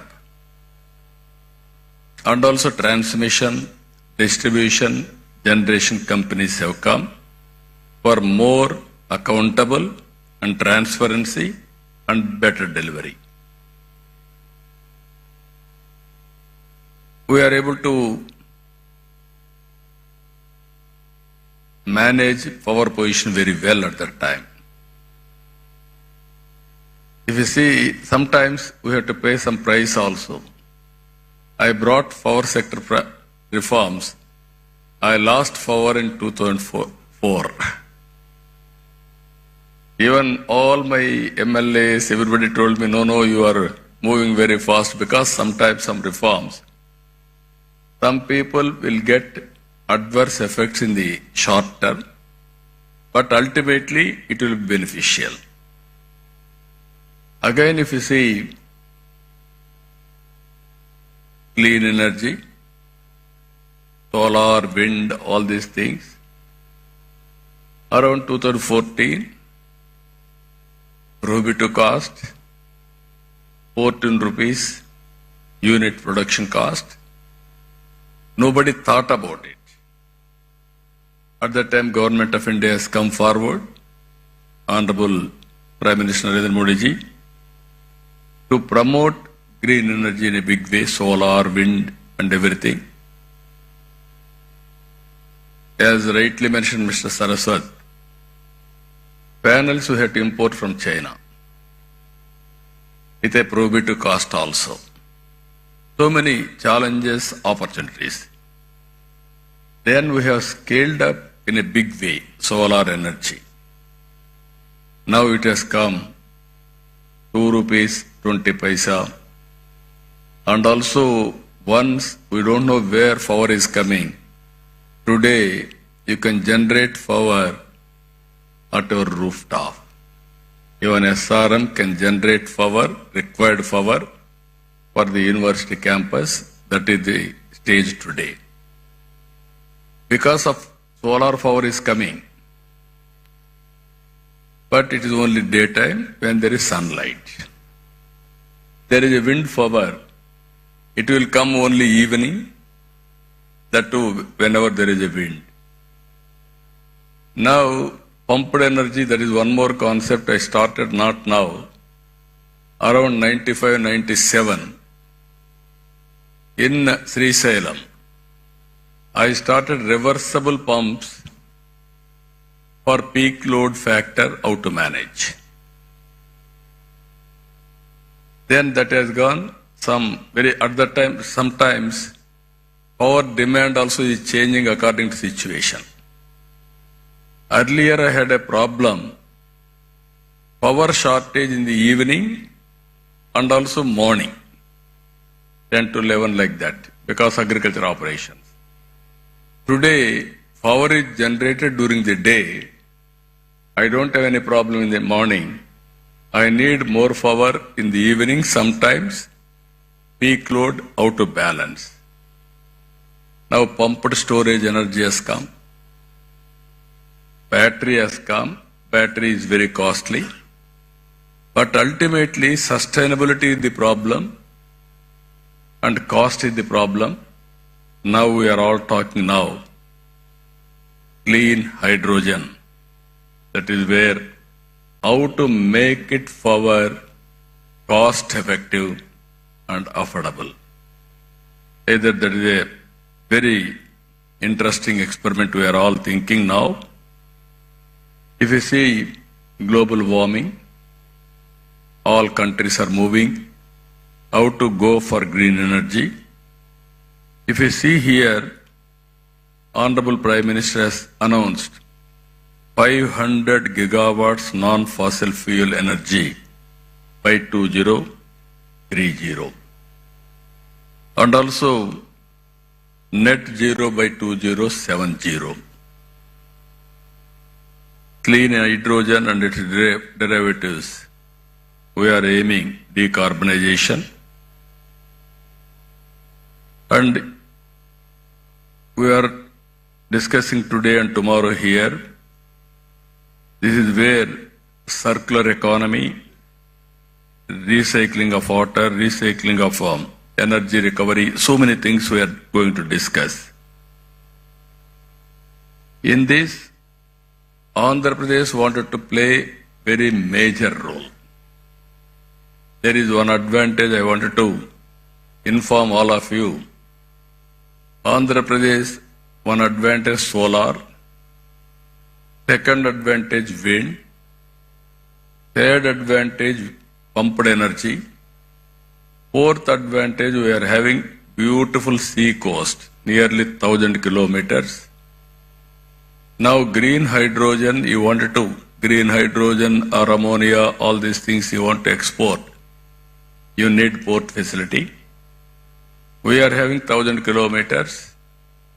Now people are coming to Andhra Pradesh because this is another advantage for us. Now in Visakhapatnam, our NetCap and Government of India NTPC subsidiary, they are going green hydrogen. Even Greenco is coming in a big way. Already they are having one hybrid model, what I told you very clearly, solar, wind and also pumped energy. Very cost effective. Now they are going in a big way, green ammonia in Kakinada. Even one more friend from England has come now to start basing on Krishnapatnam. Now every 50 kilometers there will be one port in Andhra Pradesh in the near future. That is our plan. So that I wanted to make it logistics hub. If you see water is available, even I can say my chief secretary, who is an energy secretary also, he had an abundant experience in energy. I started power sector reforms. He worked nearly 14 to 15 years in energy sector. No other IAS officer had knowledge about it. He had enough knowledge. With all these factors, what I wanted to announce here, even Andhra Pradesh wanted to contribute nearly 160 gigawatt capacity of green energy in the near future out of 500. This is the policy we have announced with 10 lakh crores investment and also 7.5 lakh employment, and also green hydrogen and its derivatives 1.5 million metric tons per annum, electrolyzer manufacturing capacity 3 gigawatt, solar energy projects 78.5 gigawatts, wind energy projects 35 gigawatt, pumped storage energy 22 gigawatts. No other state is having this advantage. They may not have water or also hydrological balance also. Even we are going battery energy storage system 25 gigawatt forever.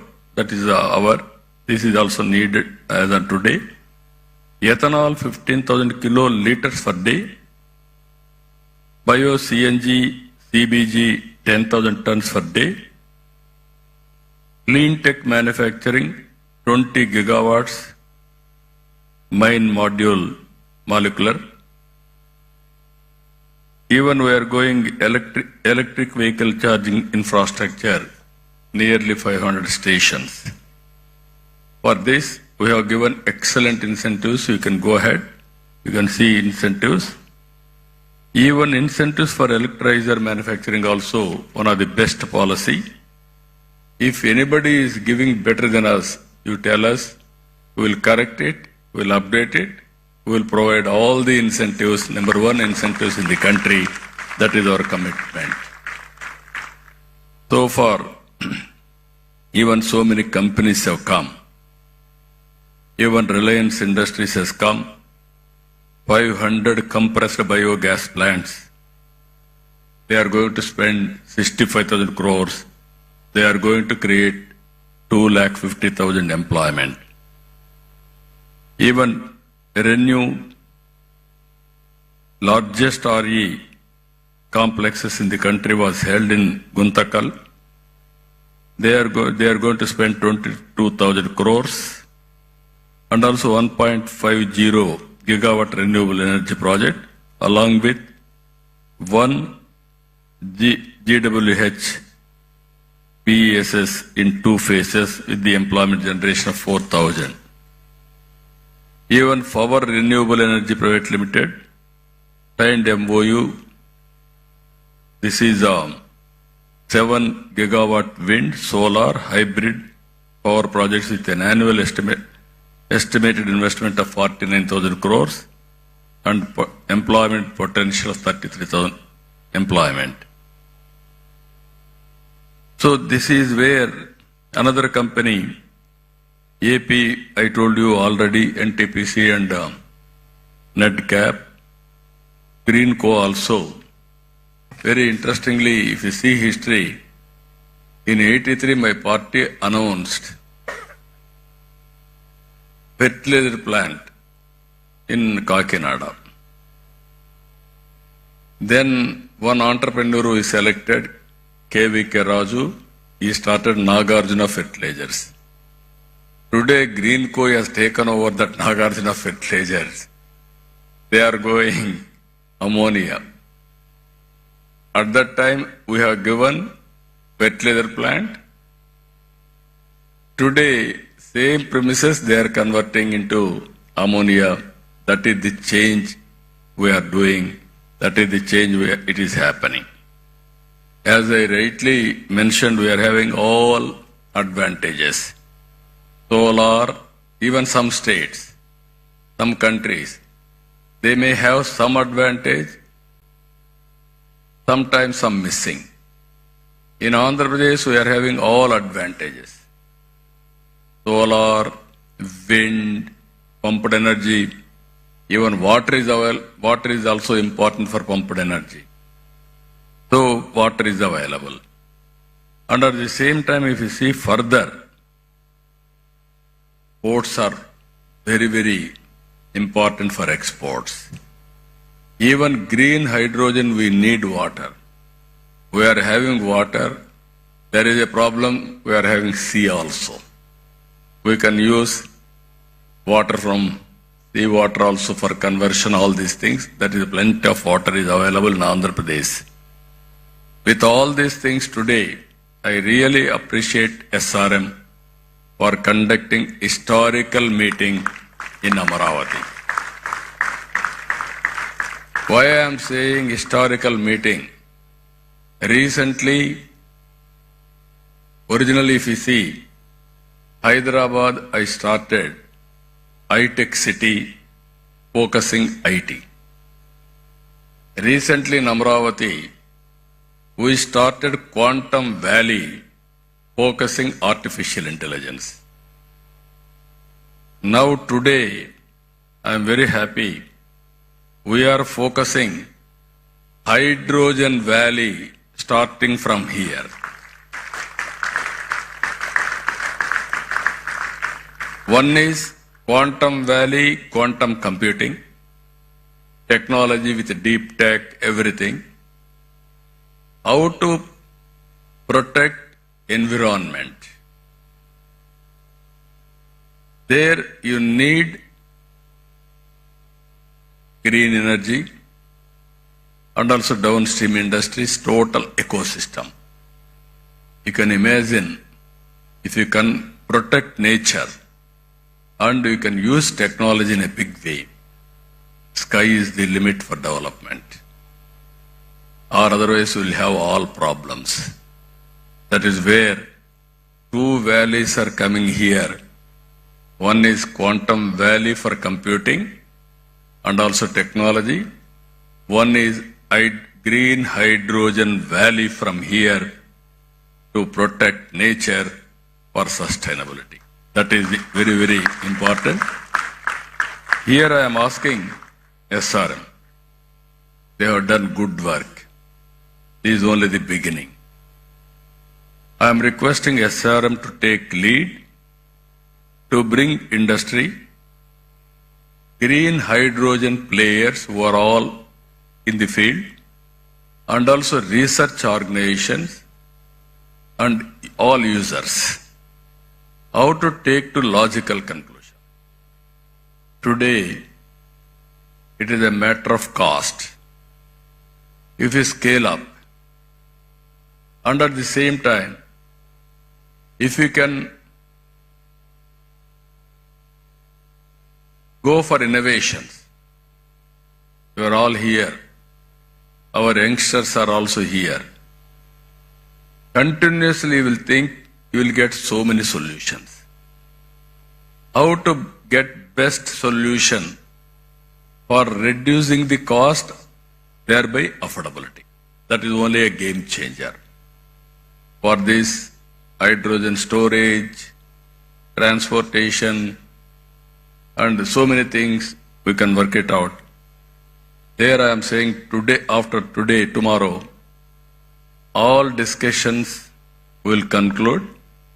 We will declare Amaravati Green Hydrogen Declaration 2025. Same day, next year we will meet again to review what we have done, what is the progress. Bring knowledge available globally, bring all experts and players available globally, and also we will improve further with value addition. If you can provide all solutions, I am here to give proof of concept. Some chief ministers may not understand, but our Prime Minister is very clear. He had a clarity in technology and also vision. That is where I am saying always, right time, right place, right person. That is Narendra Modi ji as on today. Now India is having very good advantages. I am telling you again and again. Reforms has been started in 1991. First mover advantage in technology, that is 1995. demographic dividend as a windfall gain. All other countries are facing a problem of aging, where India is able to provide capable and also very, very effective human resources to solve their problems. That is the strength of India today. Even some countries are depending on India for solving their problems or serving their community. India is having capacity to serve that. So with all advantage, I am appealing all of you, 2 days, have a good time, and also bring all innovative ideas and give it to us. We will implement it. We will meet again next year, same time here. What we have done, proof of concept, and then scale it up, then replicate, then it will be model for the global community also. That is where we are going to do it. I am very happy. This is very, very innovative summit and creative summit. Earlier, all education institutions means only teaching, only academic, not application. Even abroad, every university you are seeing, either Stanford, Harvard, or Purdue, so many universities, they are bringing all players together and they are giving solutions for the problem. We have spent so much of money, but always you have to keep it in mind. What we learn has to be used for outcomes. If you provide a proof of concept, then it is a reality. Otherwise, it is only a theory. Then you have to train again for providing proof of concept. Now in India also we are changing our approach. Our universities are doing very well, either IITs or universities like SRM and other universities are doing very well.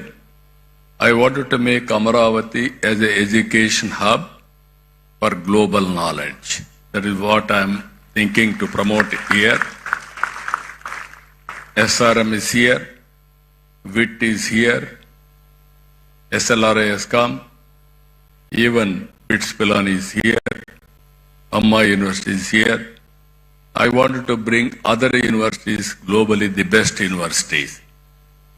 I am asking all universities to focus 3-4 subjects. Bring industry, research organizations, give a solution for the problems, solve the problems,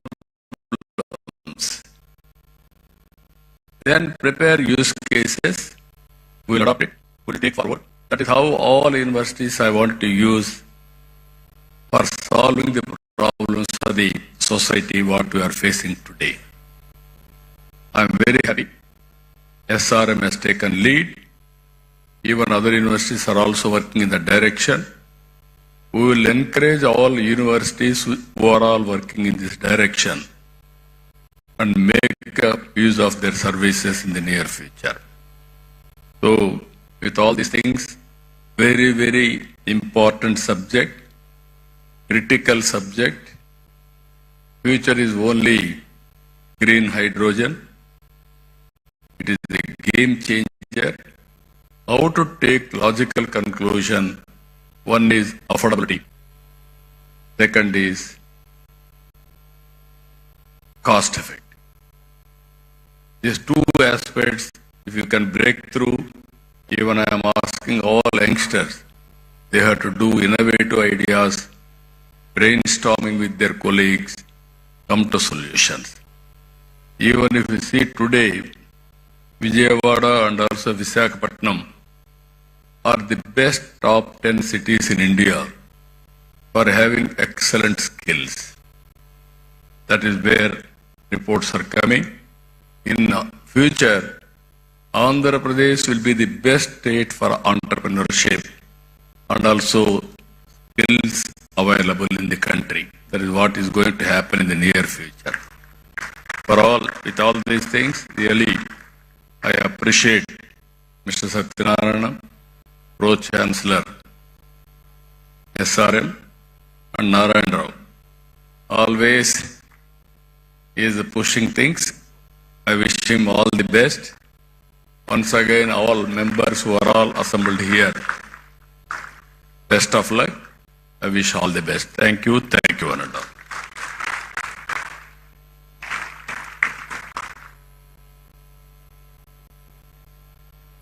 We are immensely grateful for having you here, sir, and for sharing your vision of positioning Andhra Pradesh at the forefront of the global green hydrogen revolution.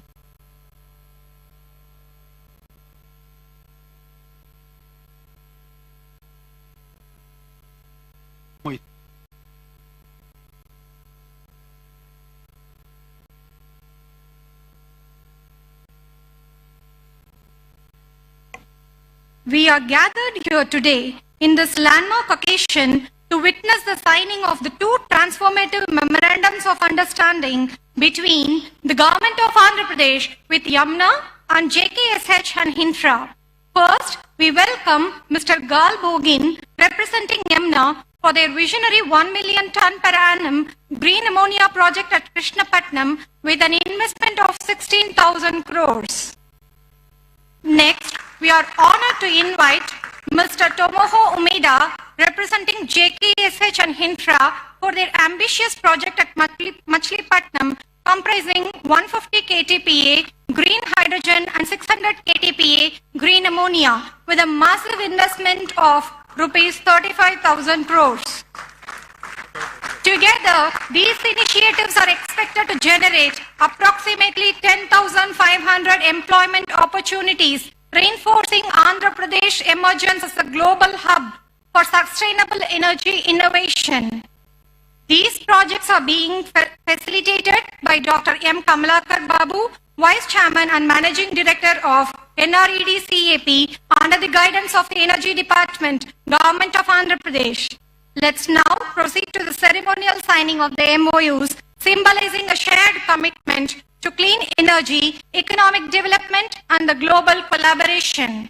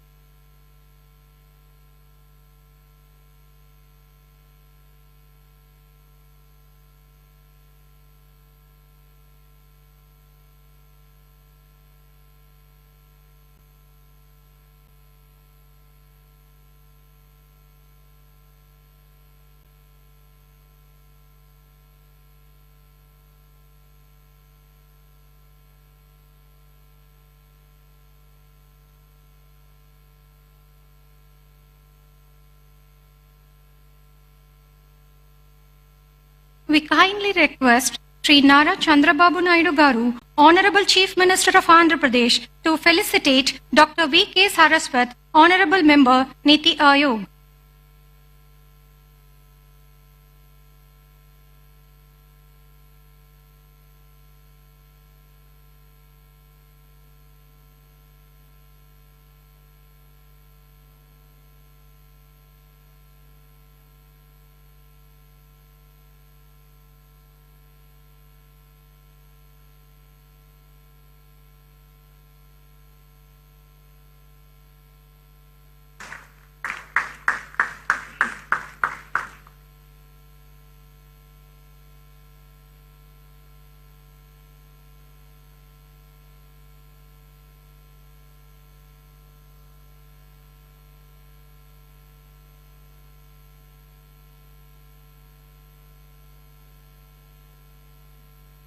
We kindly request Dr. P. Satyanarayanan, Pro-Chancellor, SRM University, Andhra Pradesh, to felicitate Sri Nara Chandrababu Naidu Garu, Honorable Chief Minister of Andhra Pradesh.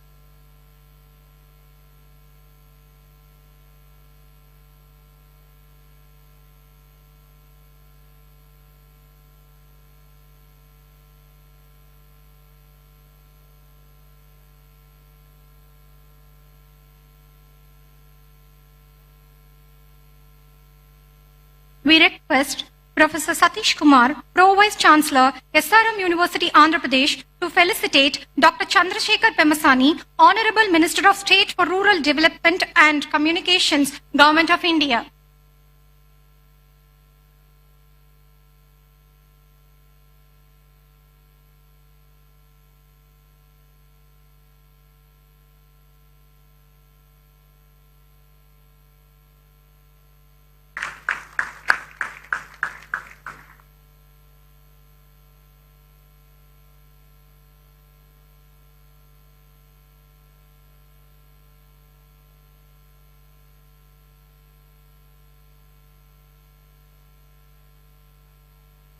We kindly request Sri Nara Chandrababu Naidu Garu, Honorable Chief Minister of Andhra Pradesh, to felicitate Dr. V.K. Saraswat, Honorable Member, Niti Ayog.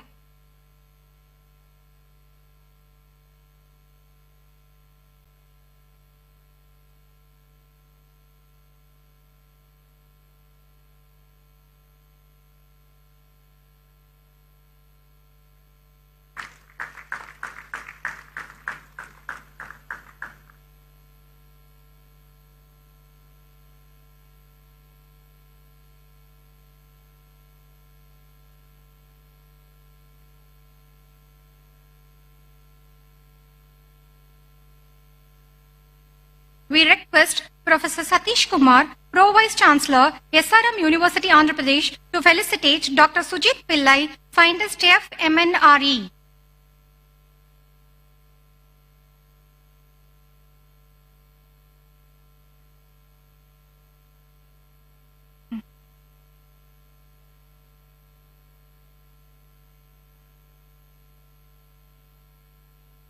We request Professor D. Narayan Rao, Sir, Executive Director, Research, SRM Group of Institutions, to felicitate Dr. Ashish Lile, Director, CSIR, NCL, Pune.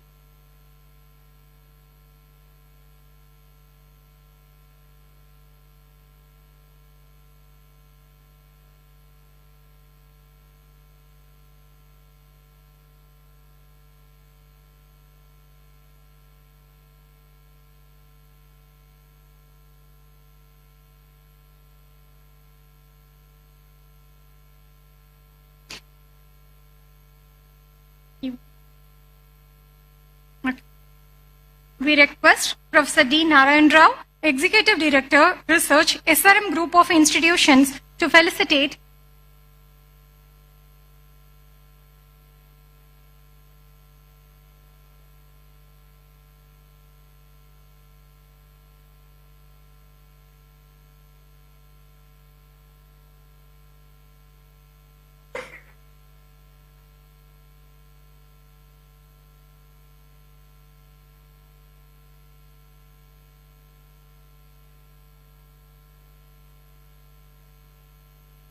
We request Professor D. Narayan Rao, Executive Director, Research, SRM Group of Institutions, to felicitate Dr. Ashish Lile, Director, CSIR, NCL, Pune. We request Professor D. Narayan Rao, Executive Director, Research, SRM Group of Institutions, to felicitate Dr. R.K. Malhotra, President, Hydrogen Association of India.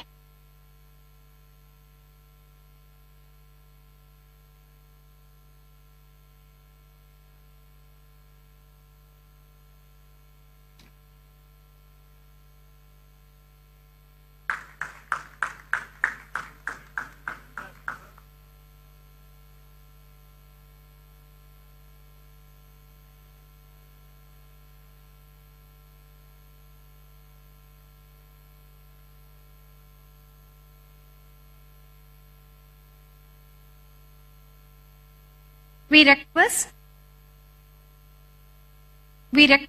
Dr. P. Satyanarayanan, Pro-Chancellor, SRM University, Andhra Pradesh, to felicitate Mr. Pranav Tanti, President, CEO, Synergen Green Energy, USA.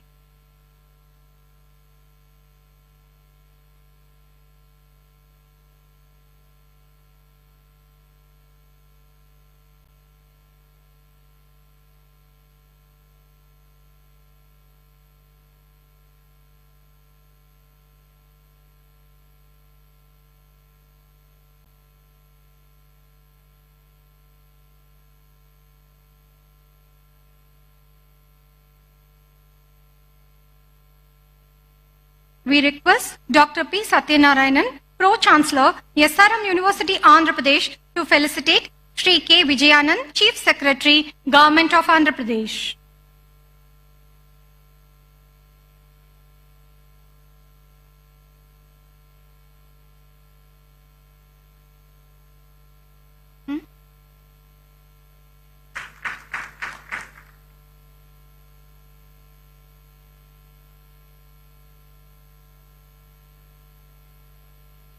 Finally, to conclude this inaugural session, we invite Dr. M. Kamalakar Babu, Vice Chairman and Managing Director, NREDCAP, Government of Andhra Pradesh, to deliver the vote of thanks.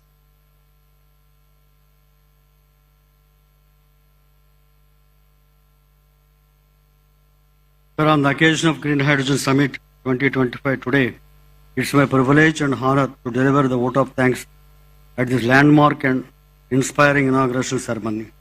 Sir, first and foremost, I extend our deepest gratitude to Sri Nara Chandrababu Naidu Garu, Honorable Chief Minister of Andhra Pradesh, for his visionary leadership and Swarna Andhra Pradesh 2040 vision, 47 vision. His commitment to sustainable development and the transformative integrated clean energy policy 2024 has laid down the foundation of Andhra Pradesh to emerge as a national leader in green hydrogen and also renewable energy innovation. Under his guidance, the state is not only attracting massive investments but also creating ready employment opportunities for lakhs of youth. Sir, we are very happy to, sir, your good selves have announced that Amravati Green Hydrogen Valley Declaration, sir. We work under your able guidance and will do the needful, sir. Sir, and also we are privileged to have Dr. K.V. Saraswati ji, Honorable Member, Niti Aayog, Government of India, with us today as the premier think tank of the Government of India. Niti Aayog continues to play a catalytic role in shaping India's clean energy and renewable energy roadmap. Our sincere thanks to Dr. Chandrasekhar Pemasani Garu, Honorable Minister for State Rural Development and Communications, Government of India, for his commitment in inclusive development and rural connectivity, and also he has given today an extensive insights in the field of green energy hydrogen summit, particularly for the benefit of the Andhra Pradesh.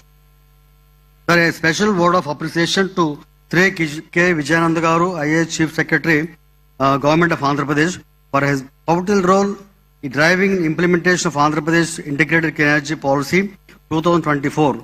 His administrative leadership and technical expertise in Energy Department has been instrumental in enabling the rapid progress of green hydrogen initiatives and fostering robust clean energy ecosystem in the state.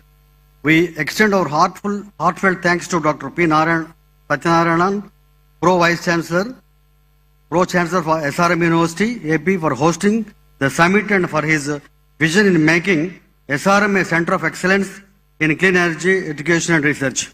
Sir, I will also extend my sincere thanks and gratitude to Dr. Sujit Pillai, MNRE, and also Dr. Malhotra, President, Hydrogen Association of India, Dr. Abhinav Thanti, President, Sujlan Green Energy, and also Professor Dr. Narayan Rao, Executive Director, SRM University, and also Professor Padasarathi and Sujit Kolluri, who has given a very good insights and also work together with our things.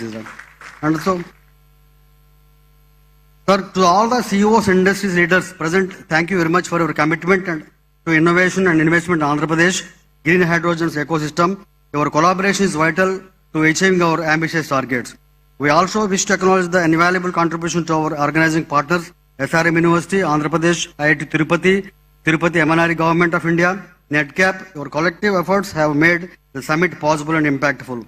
To our sponsors and industry sponsors, thank you for your generous support and belief in your vision, sustainable future powered by green hydrogen. We sincerely extend our gratitude to press and electronic media, whose relentless service to and also main pillars for the dissemination of the information to the entire state and country. We also express our sincere thanks to CMO officials and district administration for their time and guidance to make this program successful. Finally, all the professors, students, esteemed guests, volunteers and dignitaries present here today, thank you for your enthusiasm, dedication and participation. Your presence marks the beginning of a transformative journey toward a greener tomorrow. Let us carry forward the momentum to today's inauguration, fostering deeper collaboration, driving policy innovation and catalyzing strategic investments as we collectively shape the future of green hydrogen in Andhra Pradesh and beyond. Thanks everybody. Jai Hind, Jai Andhra Pradesh.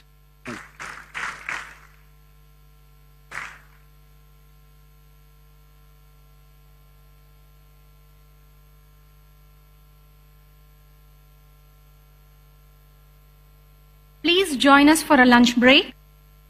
We encourage you to use this time to connect with other participants and visit the booths in the exhibition area. Our volunteers will guide you. Please be here for the next session by 3:30 p.m. sharp.